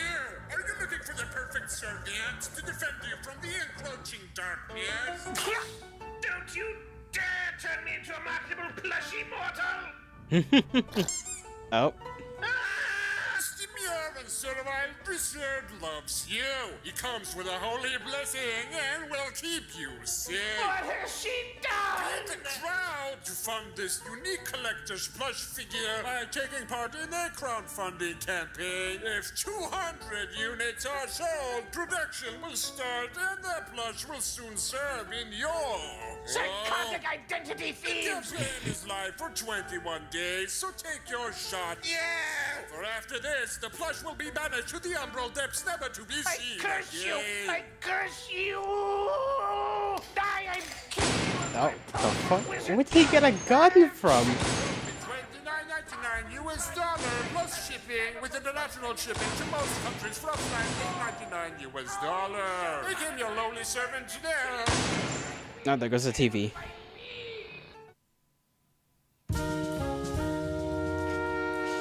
The Great Chapter House of Great Yarmouth.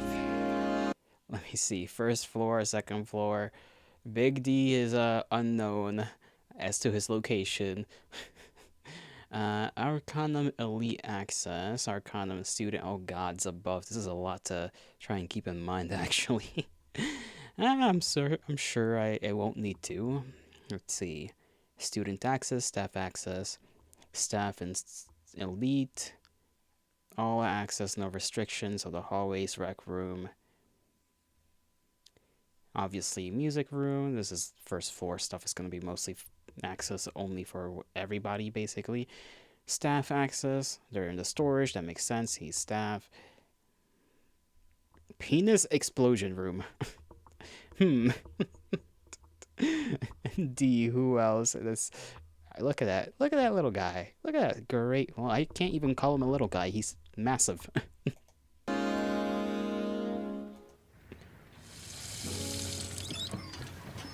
Oh. He is wearing the hoodie. Sorry, just fuming. Mind feeling elsewhere. Got dishes to sort, you know. Very unsociable. Oh god, I'm sorry. I'll find somewhere fumless. Security room's the most ventilated room in the building. Also, I'm not in it. Ventilated sounds nice, but I've got no clearance. We could let you in. But will you? No, still your own keys. She got shut down immediately. Why are you all back? To find the ghoul? Meant more along the lines of, why is it your problem? I'm a hunter. Listen, lad, you seem nice. Oh, he is nice. Whatever. Look at him. He's like a soft pillow. Whatever. Between the cocaine doctor, Remold, his pig-head son, the son's dancing monkeys. I know. Don't get me wrong. Pay's good. Yeah, just not good enough. Now we're stuck here. On overtime. Unpaid overtime. My sympathies. You don't know the half of it. Well, hey, I mean, this is a desperate measure. The ghoul really that bad? Think it will cost me my job? It might. Let us pray. Can't be helped then. Easy on the hunter thing, okay? okay? No promises.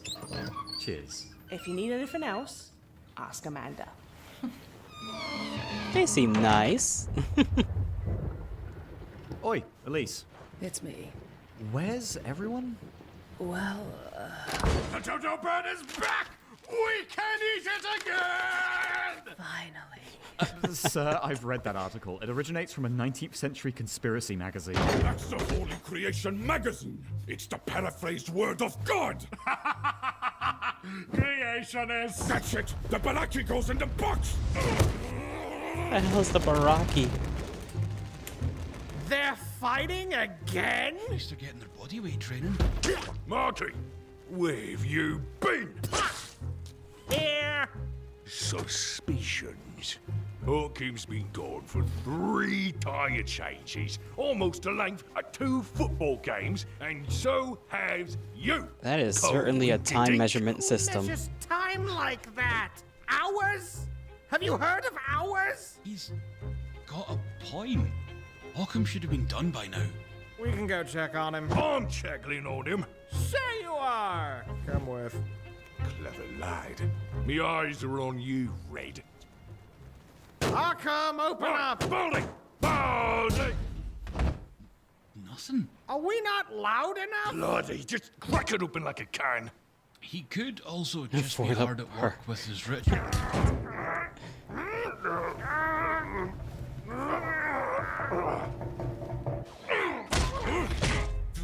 Oh wait, really? The word is for the poor? Oh gods above. Filthy hands off me! In a moment! Those are mine, lummox! Is that? Not much of a ward if you could break the lock with brute force. He grasped. I thought he was gonna go for his ass. I'm not gonna lie. Is the Badlands violence advisable? Oh, heavens forbid! I really should think more about my career. Ooh.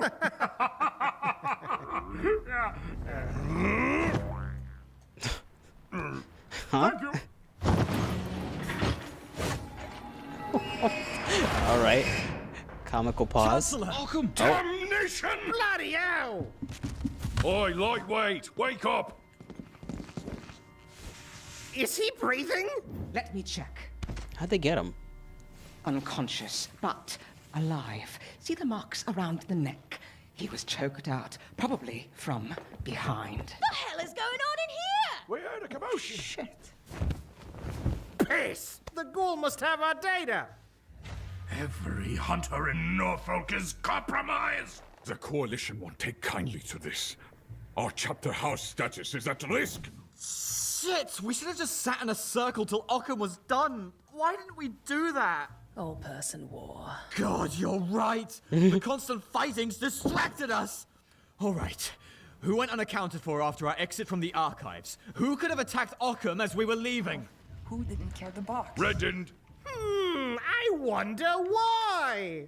Oh, it was you, Amanda, Mr. Marcus, Dr. Waters, Lady Lease, Mr. Spires, Mr. Oakling, Grimalkin Charmer, and myself were not tasked with carrying. As Sir Blacklaw put it, it was a job only fit for the fittest of men. That old man's got a memory. Fuck up from the old guard. Silence, Strumpet! You are a suspect! The fuck I am? Stop fighting! Stop fighting! I'm not fucking at all! Amare Quajin Shinja! We're likely dealing with forces greater than I had hoped. What do you mean? It may well be that the ghoul has used its disciplines to orchestrate this. Disciplines? That's vampire magic. In a sense, yes.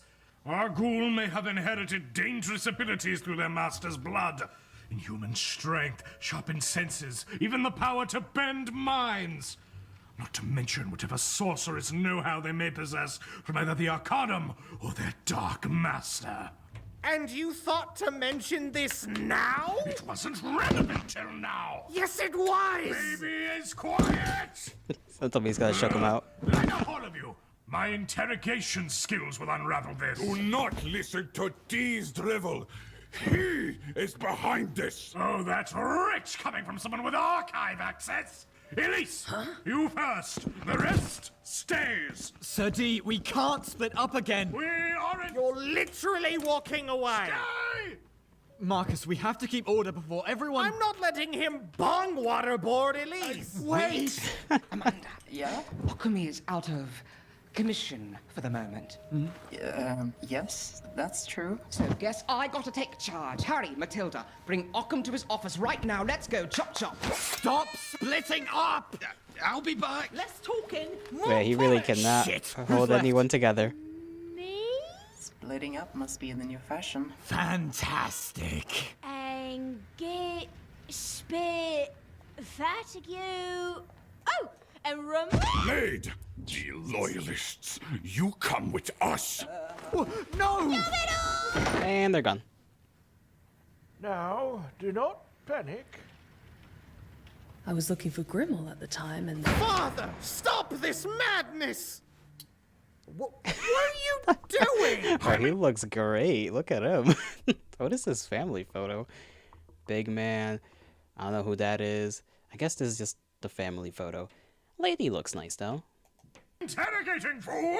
You're getting your hair done! So? You're not torturing Elise? Helsing's heart, no! What amateur would resort to torture at a time like this? Blacklaw! Oh no, Your no! conductivity is suspiciously high. Blacklaw! Marcus! Point down! What in cock's name What the is hell happened to this? her? Moderate your tone. My polygraph is sensitive. that's no lie detector. That's a car battery. There's no time to be lost. Let's move! Ow! Oh. She's a live wire! The brains of me pa's polygraph. It zaps you till the truth leaks out. And the longer it don't... Frogface looks like a baboon's ass! Ah, sweet relief. Oh, you'll fry for that one, fishy. Oh, damn, his jaw is dislocated for sure. Son-in-law, Sir D! remind me to educate you on the basics of bare-knuckle beatdowns.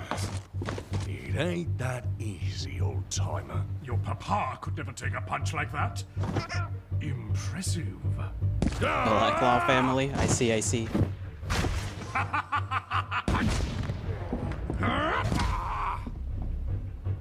Ready to give up? You have potential, boy. Why waste it? Only thing I'm wasting is you, geezer.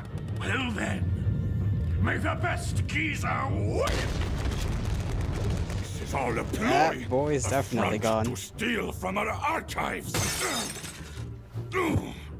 Oh god, you're alive. You won't be. God! Damn it! Oh, Oh, yeah. Get him, Marcus, get him! fuck off! Ooh, sheep shot. Now you see, bravado won't save you. Hey, saved her. Arigato! That's a fancy knife. Par l'enfer!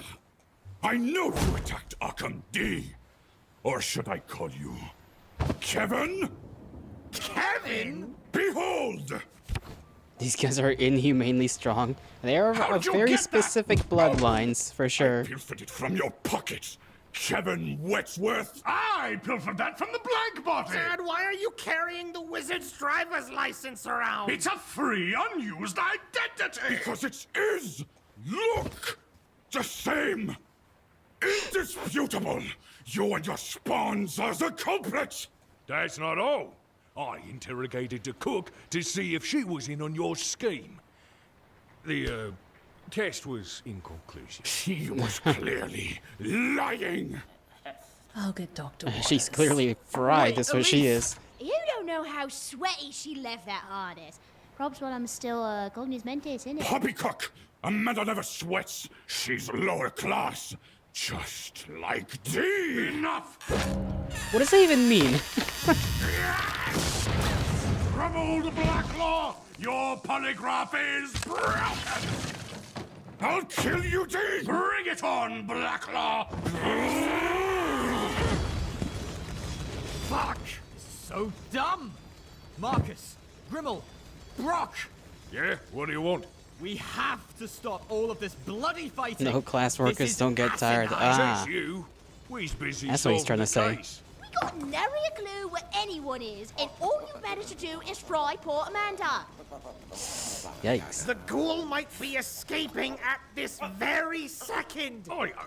I'm just doing what my pa wants me to get this balmy investigation over with.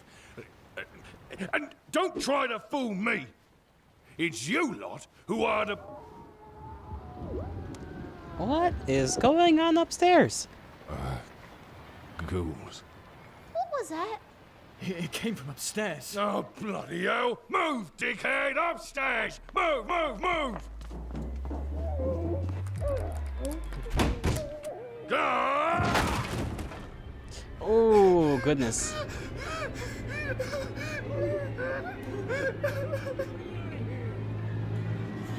Okay, hopefully that's like alcohol. Okay, the old man is everywhere.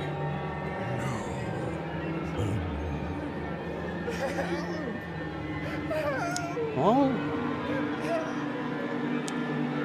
Yikes. This got very serious all of a sudden. I was not expecting that.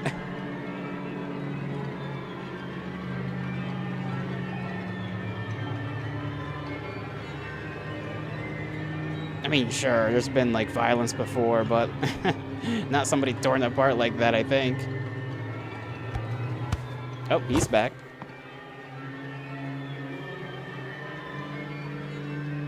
Whichever one of you did this, you won't see the morning.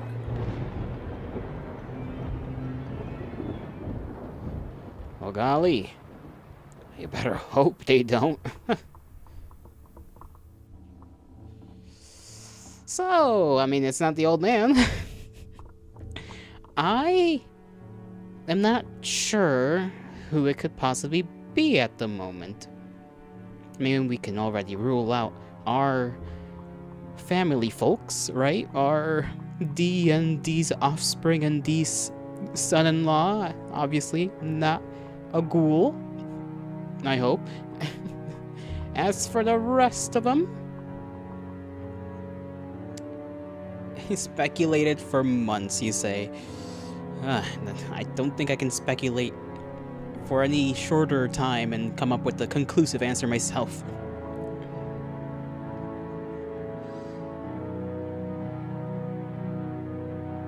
I feel like it'd be too easy to say it was either of the staff members, really. There are a few hints. I'm sure there will be more presented to me. Yeah, there's spoilers right now. Do not worry. If I catch them, I catch them, and if I don't, I don't. And then you can slap me in the face and call me a dumbass for missing them.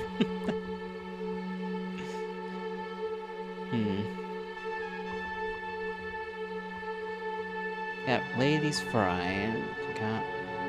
I highly doubt it's Blackjaw himself.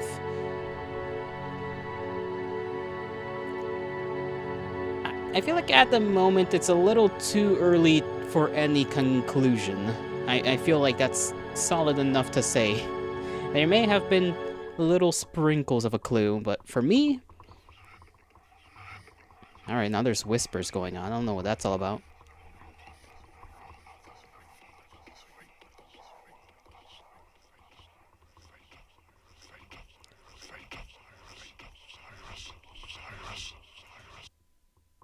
Does this do anything? I highly doubt it does. Yeah, no, okay. It does kind of sound like he says virus at the end there, but...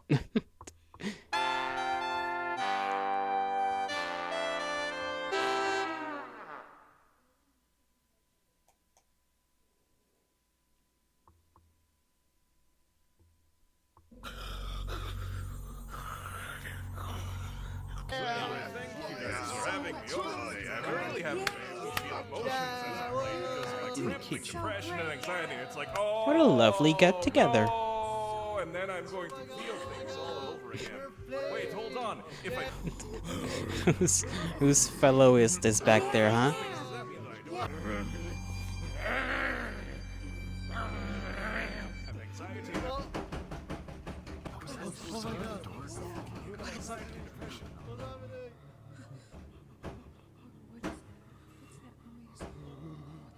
Carl. Mayhaps, mayhaps.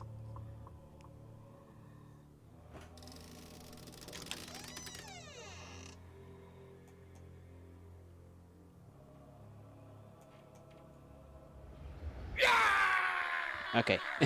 That wasn't the person at the window. I'm gonna kill you all!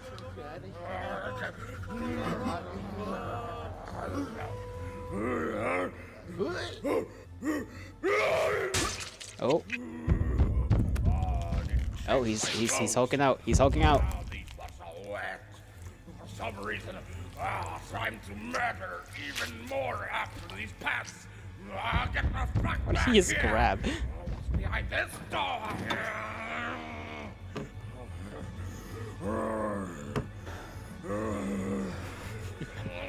Goofy ass chase sequence.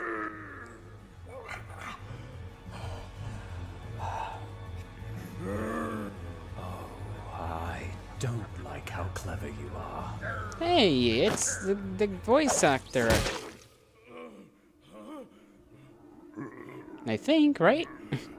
Sounded a lot like Kitten. Just saying.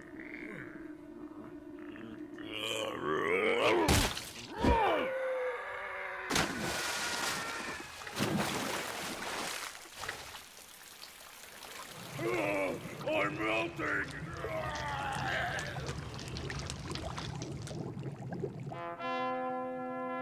Our hero.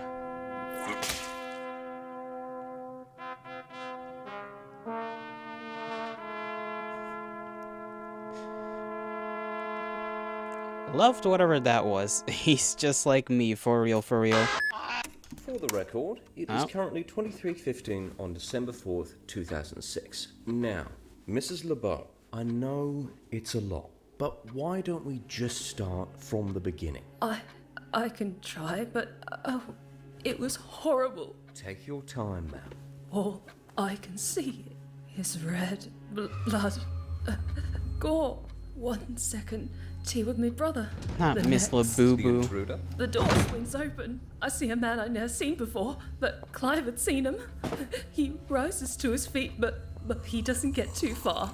And now he's on my couch, on my sweater, in my tea, and he says... Listen here, love. If you tell anyone about her... Sorry, does he have to be here? Ignore me! What? Ignore me!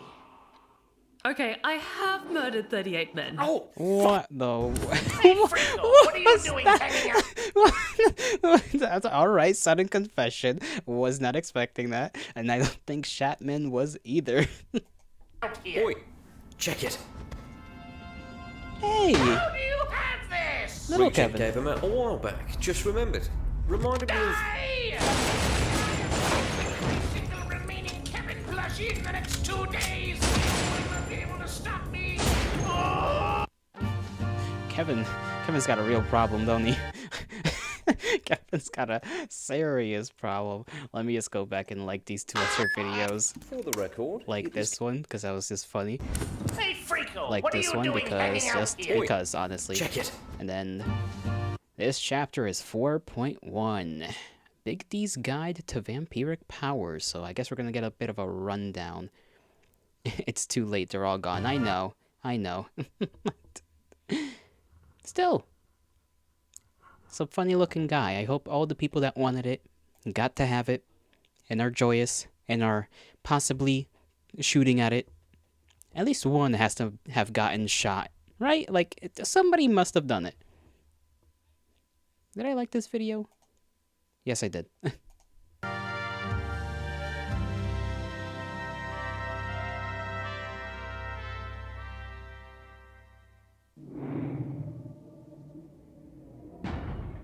one has to been dunked in milk. That is also true. Letting them deoblerize each other! You stupid boy! How the fuck was I supposed to know? He could have told us what not to do during the You know, I think don't some people shower or bathe in milk? Something about it being good for the skin. Production of information when it comes to hunting the supernatural is needed. If he can't trust me, then I can't trust him. Instead of putting your trust in him, put your faith in us. Oh, a bit of a relevant flashback, I assume? Rich folks. Yeah. Cleopatra did? Oh, that's right. I remember that. Secrecy of yours is creating rifts between you two. Just wait a little while longer before you say too much. I will not tell Marcus anything until TF2 releases. Suppose I could tell you a secret that the Regent would not want Hunters to know. That ghoul Kevin told me about is a mole in your chapter house, Occam. Occam? The ghoul has used its disciplines. I wonder if Occam is gonna tell us how he'd been knocked out. Because I feel like that's rather relevant, considering the circumstance. Might help us figure out what kind of powers the ghoul has, assuming the ghoul does have a discipline or two. Probably just one. Because I still remember being told that even developing one discipline for a ghoul is plenty hard, let alone getting good at it. This is horrible. Sir, we have underestimated our quarry. Underestimated does not begin to describe it. This failure beats out that diablerie incident by the margin of a lifetime. Marcus. This is the biggest blunder of your career. That I know of, at least. Be silent. I am trying to solve a murder. Not so loud. I declare Hunter Huddle. How dare you? Hunter Huddle. Oh, what the hell's that? Okay, Hunter Huddle. You know the rules. Fine. Hunter Huddle initiated.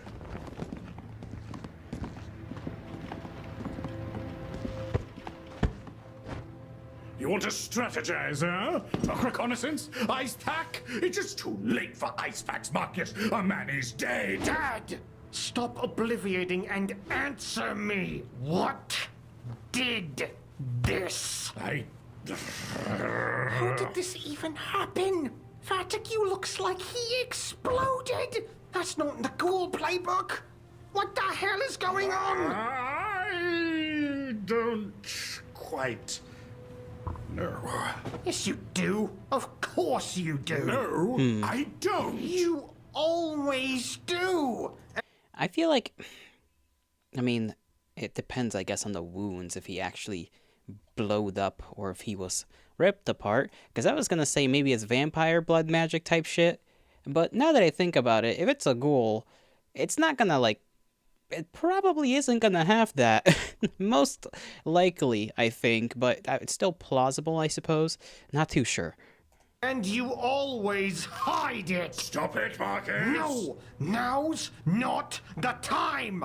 We are talking about this now because murder! Might I interject? Whoa! Dr. Waters. Where'd you come from? You are a doctor! You suddenly operate upon a sacred hunter huddle! Forgive the lack of decorum, but your loud, boisterous voice is relatively hard to ignore. All that screaming at a crime scene makes me want to scalp you. With my scalpels. Oh God, my nose is bleeding. Yes, my voice is quite powerful. The hunter huddle may need improvement. So, how much did you hear? Enough to guess the obvious, that we may not be dealing with a ghoul at all. Unfortunate. Really now? Do not put your words in my mouth! Oh, the words are all yours. After all, I'm citing them from your scholarship. Preposterous! You read my work? With all its side tangents about dog cancer and orangutans. I remember the dog cancer, that's for sure. What a twist! Surprised you had time to read between your benders.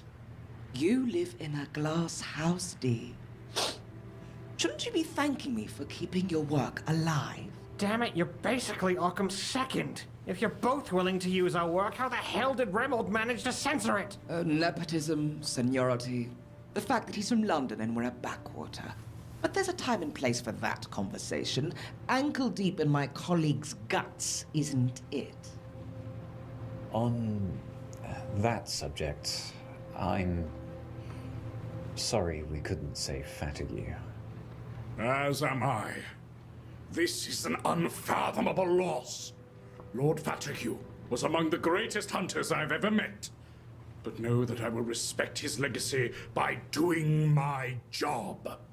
And I wish for you to say your piece now, or tend to his great vessel, and leave us to our work. My piece? It's simple. Our isn't a culprit ghoul. I mean, our culprit isn't a ghoul. Probably. This is textbook. The brain aneurysm, real quick. What was that? A vampire? Is that possible? It may be. Simon's current state speaks to it, and, of course, the savage state of Fatigue. A matter like this would have demanded particular mastery of physical disciplines. You know what? Coke? So tell Possible. us about them. That's what he meant by benders. In detail. Oh, so when she goes reading, she's doing coke. I get it. We need the specifics. Whether this is a vampire, or a ghoul, or the amazing balloon boy, the raw, unfiltered details cannot be fucking arbitrarily kept sequestered. Whatever reason you have had to keep things obscured, perhaps, are now overshadowed by the death of our old friend? Right, Redolin Doctor. So you think she took the you think she took Spit's like pills? Not answering. Oh, goodness gracious. What do you mean, goodness gracious? Picked a right time to shut up, didn't you, Dee? Well, if he won't talk, I certainly will. Oh my god, finally someone sensible. Please, Doctor. She also get it had all out there. she also had coke under her nose. And she did? How the hell did? You know what? I'm not even gonna ask how I missed that. I am oblivious. When she comes back in episodes, there's powder on her nose. Man, my eyes are not what they used to be. Apparently. Goodness gracious. Well, it could be. No. Sorry, I'm thinking. The wheels, the cogs, they're turning at the moment. But I feel I am incorrect, so I will keep my peace to myself for the time being. You found out the last week, don't sweat it. I guess we both break rules. Even though that is very punk rock, I still hate it. Given your paper's best by date, I decided to indulge. Before I burned it all. What? Orders are orders. Someone had to purge the D-works littering our library. Frankly, useful as they were, I regret we didn't do it sooner. The reason why there's an infiltrator in the first place is likely due to your careless scholarship. Are you casting your blame onto us? Yes. But again, ankle deep in gore. We have to deal with the consequences together. And if you won't democratize your work, I will. So it seems. Very well. But be cautious, for some knowledge is best. Right, vampire magics. We've already heard him rave about them briefly. Without much meat. There were 3 that were relevant, weren't there? Perhaps even 4. Let me jog my memory by going down the list. Potence. That was first in your list, wasn't it, Dee?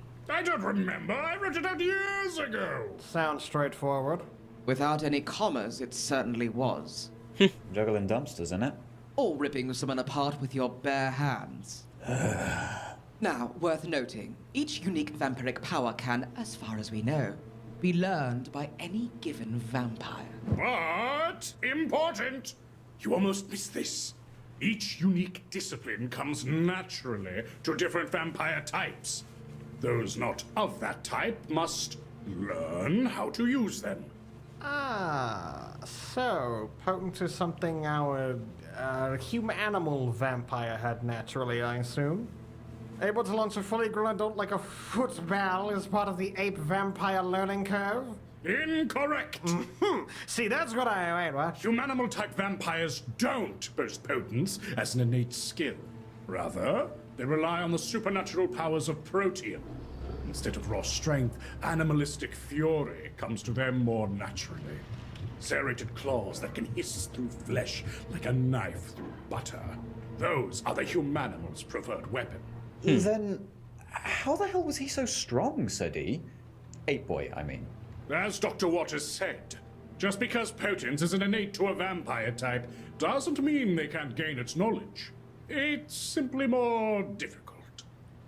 Ape Boy had the means to gain such power. I'm sorry, but I don't know who any of these people are, and if I have to hear more fake carnival names, I might just vomit. Can we refocus? Right, of course. Perhaps you could share your own knowledge on the subject, Doctor. For one, I know even a novice user hits about as hard as a sledgehammer. Vile bodily trauma of varying degrees. It can also potentially leap into the air, yes? Quite high, too. Scaling buildings with a single jump, that sort of thing. I can confirm seeing something similar. It's horrifying. And sadly, a bit ballin'. Marcus! So, sledgehammer strength, double jumping, etc. That's novice level stuff? Yes. But these abilities become more potent the more potent the blood of a vampire. Potence that the vast majority of ghouls simply aren't capable of achieving with regards to... potence. What? Stop saying potence! Novice-level powers are available to them, though. A ghoul could commit extensive harm and jump like the world's their bloody trampoline. But not to the extent where they could commit this kind of harm. Yeah? The likelihood is far lesser, as you know. Well, in either case, other skills potent magicians purportedly have available to them are to create ripples in concrete and stone floors as they strike the earth, making otherwise placid people go break shit berserk, make any part of their body as capable of violence as their fist, to make the sound of their finger snaps hit with the force of a bullet train. That's frightening. Indeed. Potence is mighty and formidable. I once beheld an elder vampire halt the flow of a raging river with strength and strength alone. It is not to be underestimated. Of course, most blanks are unlikely to have astoundingly creative powers.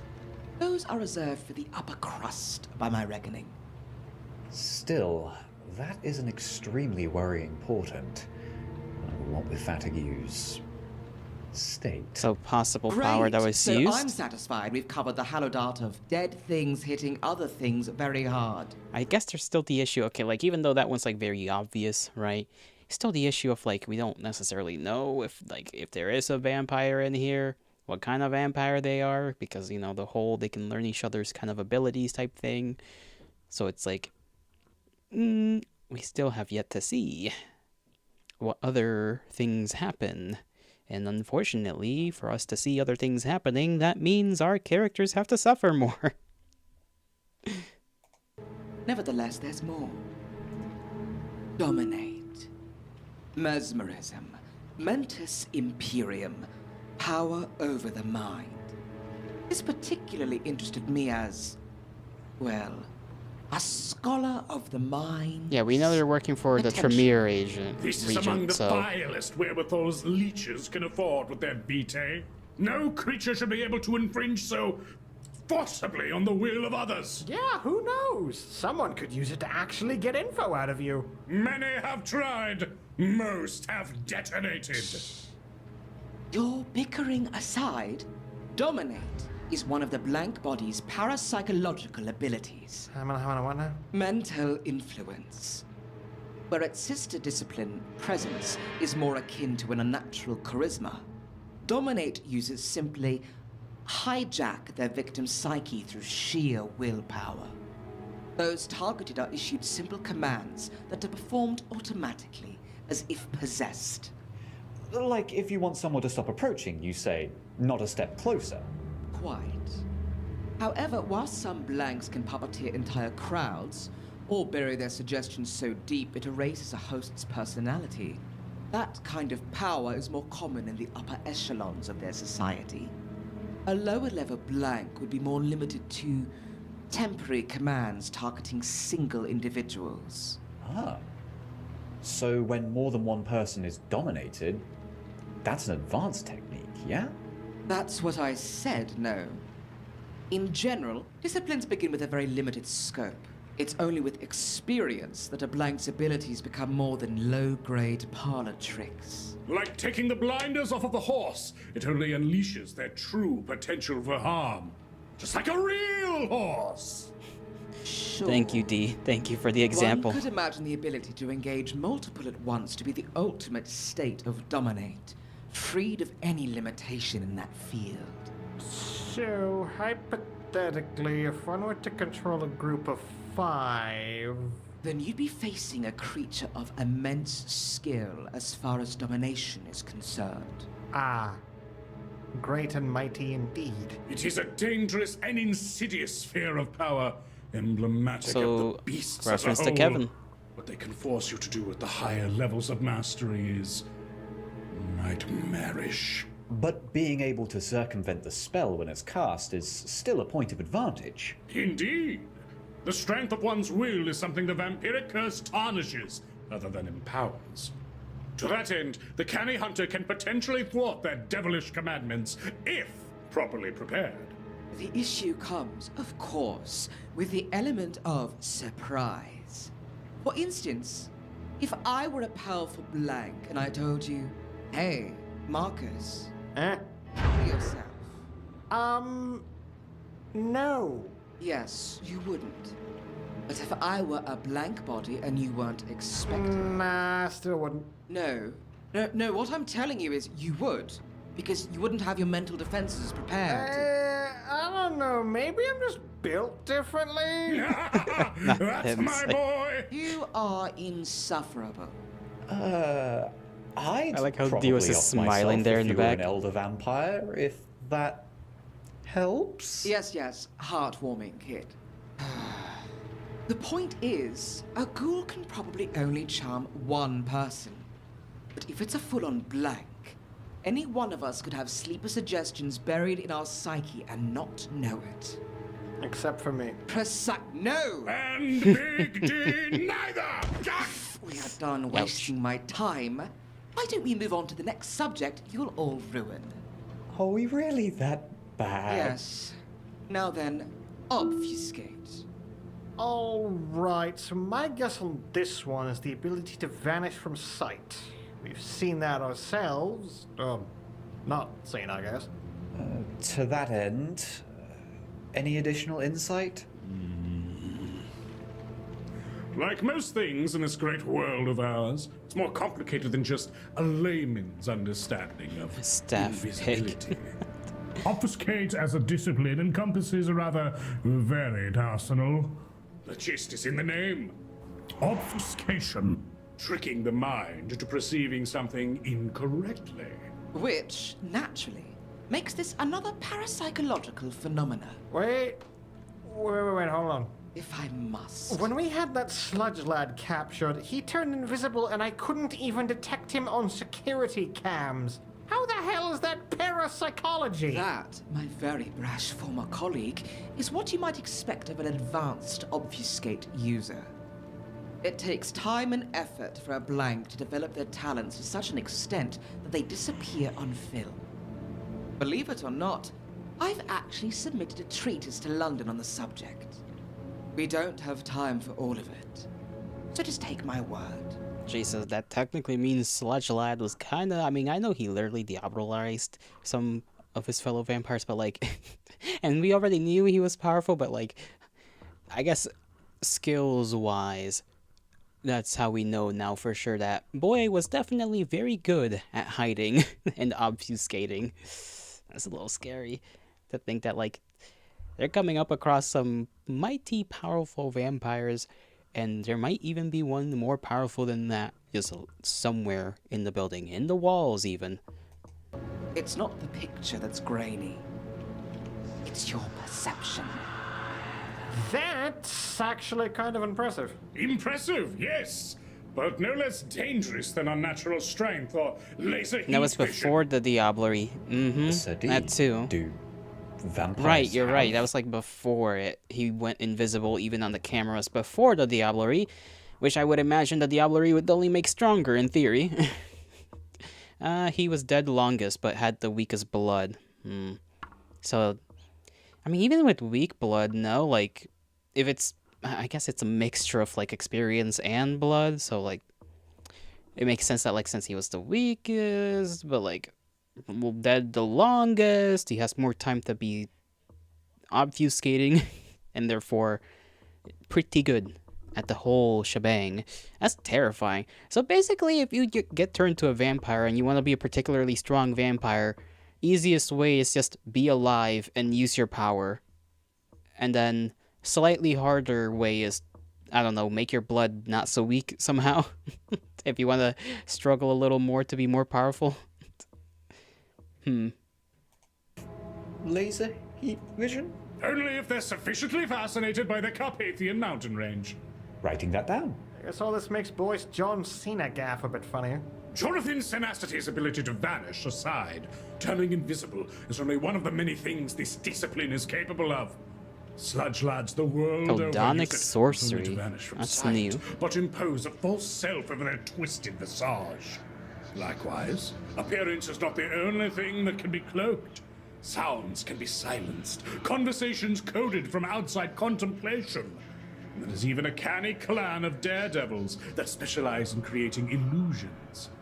And another that spice this power with dominate, to obfuscate reality itself from a victim's mind. What a beautiful smile. Goodness gracious. You know, Dee, when it's my area of expertise and you do most of the talking. This is all my expertise, good doctor. Remember whose work you're quoting. True, but when I choose to forget that, who will become the primary source then? A low and cruel blow. That's my specialty. Now then, Basically I should at least elemental pay lip powers. service to the limits of a novice Vampires can go Avatar? Like, they can go Avatar mode? What? user. If your source was right, Dee, and this I wasn't. Right. If this sorcerer's blank or ghoul is what you think it is, its specialty isn't likely to be obfuscation. So they'd probably be a novice user in either case, and that means they most likely can only be invisible while staying completely still. Oh, scary. Right. The chasm between beginning and advanced with this stuff is indeed wide as hell. Like I said, parlor tricks. Be that as it may, they're still deadly. Even if they're a novice at every discipline we've gone over, that's still someone who can turn invisible, hit like a sledgehammer, and make you forget you ever saw them. Unfortunately, the worst is yet to come. For if this is indeed a vampire wizard or one of their ghouls, knowledge of this last discipline is all but guaranteed. One of the most potent and potentially dangerous powers at a blank body's disposal. Blood sorcery. That's the one I was Or thinking of. thaumaturgy, as you seem to enjoy calling it. It is not magic. It is a sham, a pile of slime wearing the noble coat of sorcery. It is two rapscallions on each other's shoulders trying to get into a theater where they're screening Whistling in the Dark. A movie I don't even particularly like. What? Thaumaturgy is the end result of a group of half-cocked brigands realizing they were past their prime and willing to steal anything for a second chance at life. Yea, it is powerful, my son.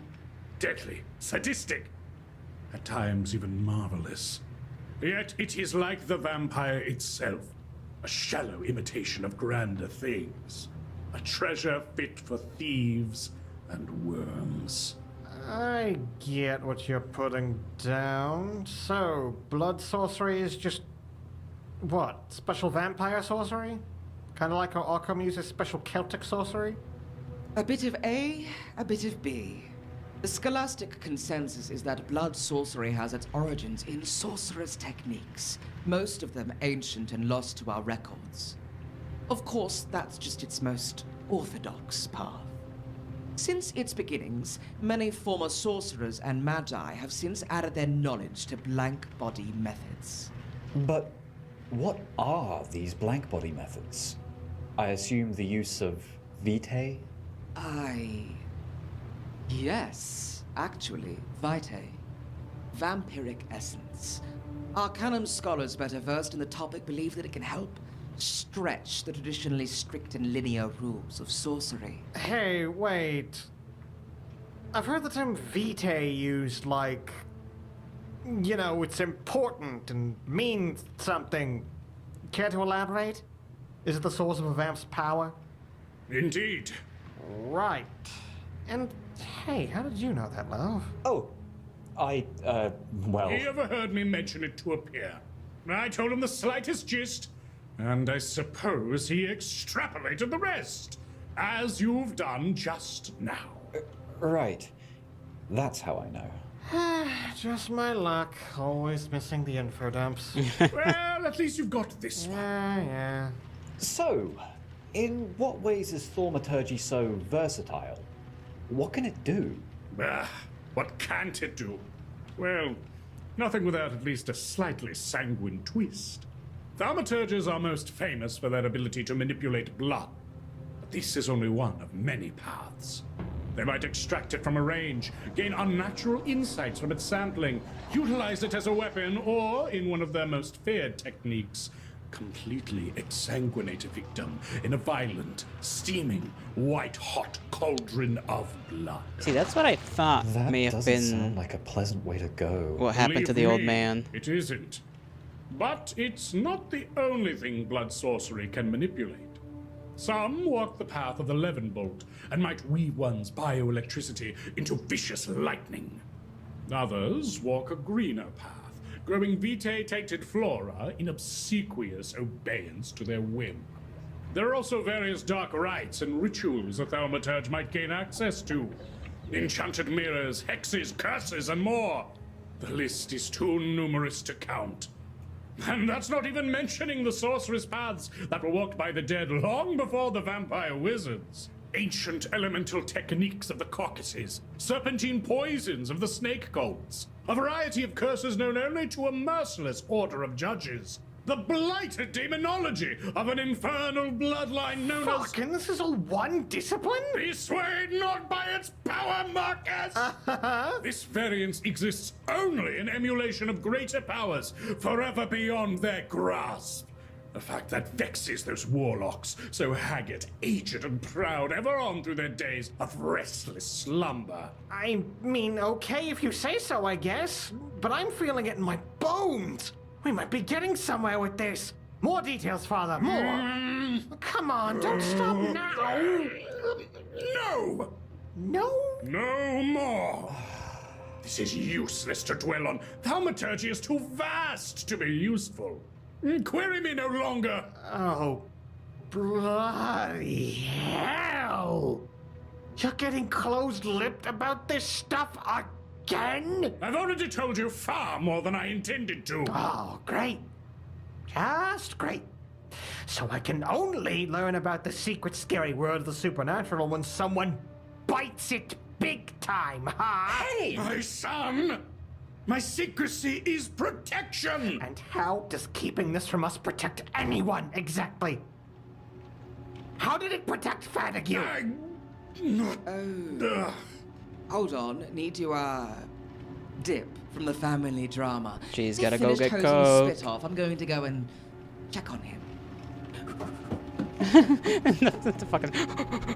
Father, if that's it's funny. as you say, and just knowing this information is tantamount to breaking some sort of human-vampire kayfabe, but you know all of this and won't tell us. How is that optimal?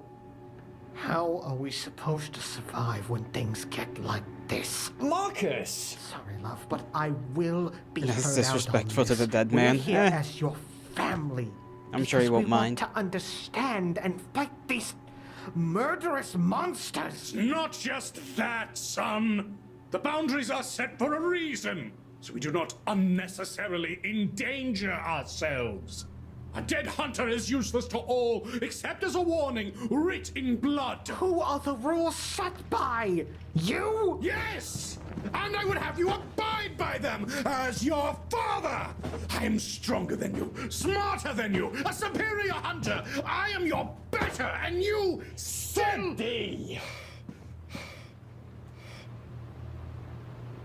That... No, that was too far. Marcus, I am not... No, Father. That was probably the most honest thing you've said to me in years. And you know what? You're right. Marcus... We're just going to call it settled, all right? You've kept this from us for our so-called protection. And until recently, I wouldn't have accepted that excuse. What do you mean? Someone gave me some very important insight on trying to work on things like this. So I'm going to take it to heart instead of digging further. Are you certain, son? Hey, don't get me wrong in the slightest, Dad. We're still going to talk about this. But right now, not at all. We're discussing it later, then. Absolutely. Tense. But until then, we've got a murderer loose in the chapter house with us, and we can't just bicker like this. There's already too much bickering. He is right. We still lost.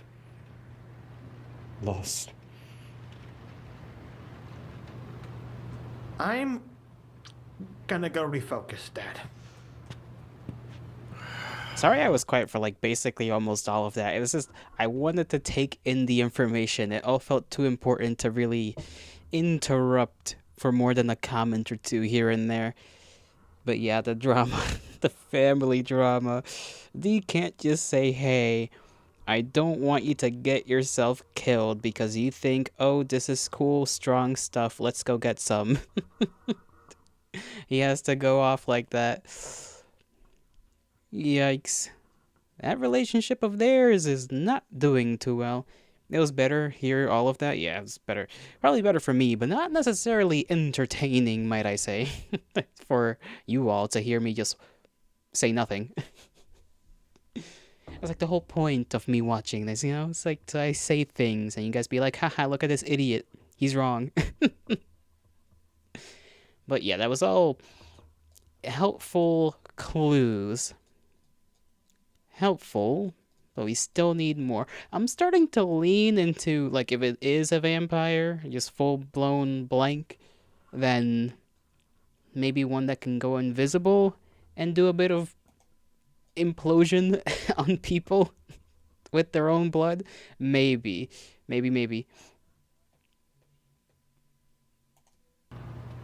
Still got a few minutes, or not, I guess.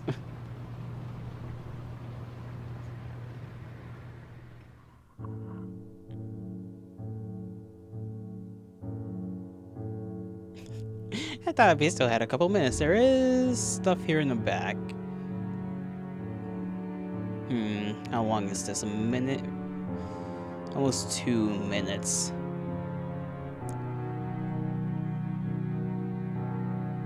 I'm gonna go run and take a whiz. You guys watch the credits and whatever happens after the credits.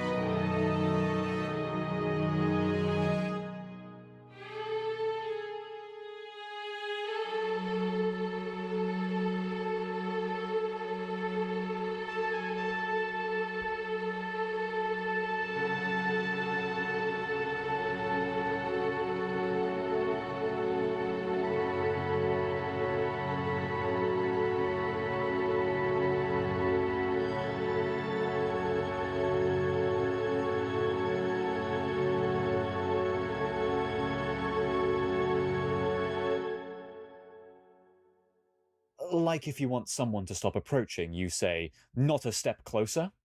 Like if you want someone to stop approaching, you'll say, not a step closer. I have stolen your damsel and tied him to this railway track in Norfolk. Oh no, he's gonna get run over by the children's railway! A tiny little fucking train that's that Wells. Oh god. That's deep lore for the editors. I'm not removing this from my raw cut. I hope you enjoy this, Dr. White, or Vindicare, or Erndil, or anyone who is listening to this, or me!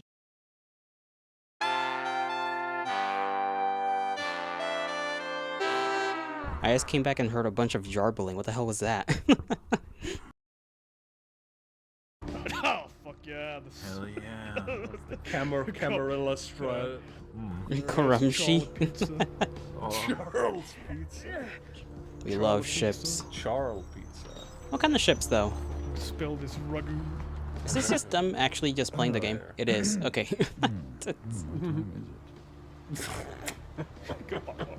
Why did that character talk like that? Oh, are you gonna go for that one? No, you go for it. You're the right taste. Ew, it sounded like he burped. You just want to admire me in private. I've suddenly got the urge to walk down that. Why am I doing that voice for Dominic?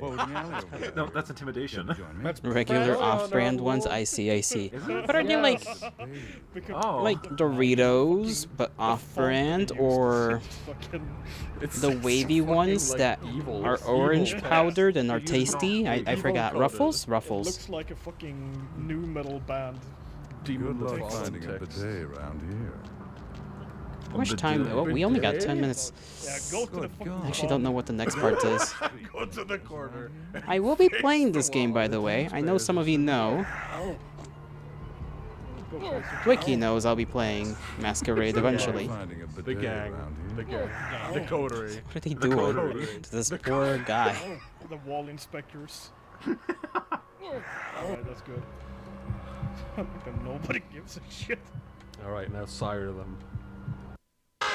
I fail to see how this will work. What you mean, mate? This whole consulting detective thing. Hiding in plain sight will only work till we run into a ghoul that isn't you. There's only one ghoul here besides me. If all they hear of you is a fake name and the chief's own word, they're not gonna fuss. Detective Sergeant Shopman. Who the hell are these two?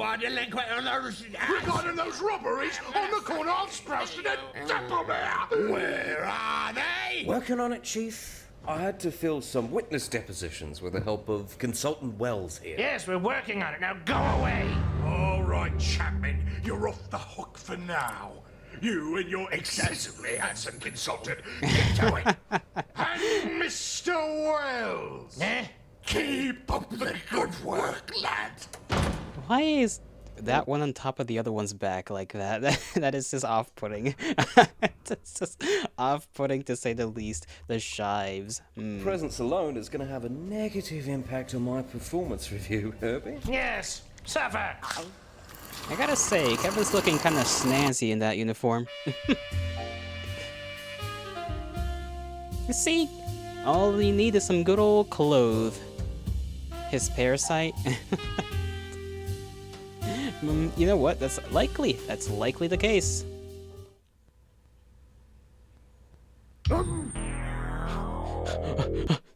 Sorry, I got afraid. Oh, this part is 50 minutes long. We'll save. How much is left? We got chapter 5, 5.1, and then... yeah, next time we'll finish this off. And then, if we're lucky, the Saturday after that, we'll be able to watch... maybe. That's a big maybe. I don't think so, but big maybe on the Saturday after the next one in that last... what was it, 5.3? 5.3 might be dropping, or it might drop literally at the end of the month, which would then be... well, the 31st, but if it's the end of the month, then we will be watching that on the 3rd of the next month, because that's the Saturday of the end of the month. Yes. That kind of made sense. Some people thirsted for clean Kevin. Listen, he was quite dapper, alright? You cannot say he wasn't. He was quite a dapper man. But anyhow, those were some mighty interesting episodes with a lot. Well, actually, I didn't feel as overwhelmed. Is that a crazy thing to say? I was not feeling as overwhelmed as I usually do when it comes to these things. I actually felt more in it, if that makes sense. Still don't necessarily. I'm betting on that whole maybe invisible and blood magic-y type stuff. Damn, already? Yes, it is time for me to be on my way. Anyhow, next one is definitely gonna be up for, I guess technically 5, perhaps 4. I say like 5 because this last bit, 5.2, is like 2.5 hours almost. Plus this and this, that's 20 minutes. Plus whenever I interject and pause slightly for like 10 seconds of babble. Very excited for this. Me too, I should get myself some ships for that. Anyhow, I shall bid thee farewell, my kindred. I hope you all have a great rest of your mornings, afternoons, evenings, and nights, wherever and whenever you are. May the gods bless you. May the stars shine in your honor.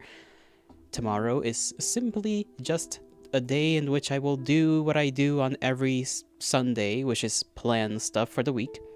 Gonna be playing on your PS2 for now. Farewell. Alright, take care of yourselves, everyone. And don't get sucked, unless you want to.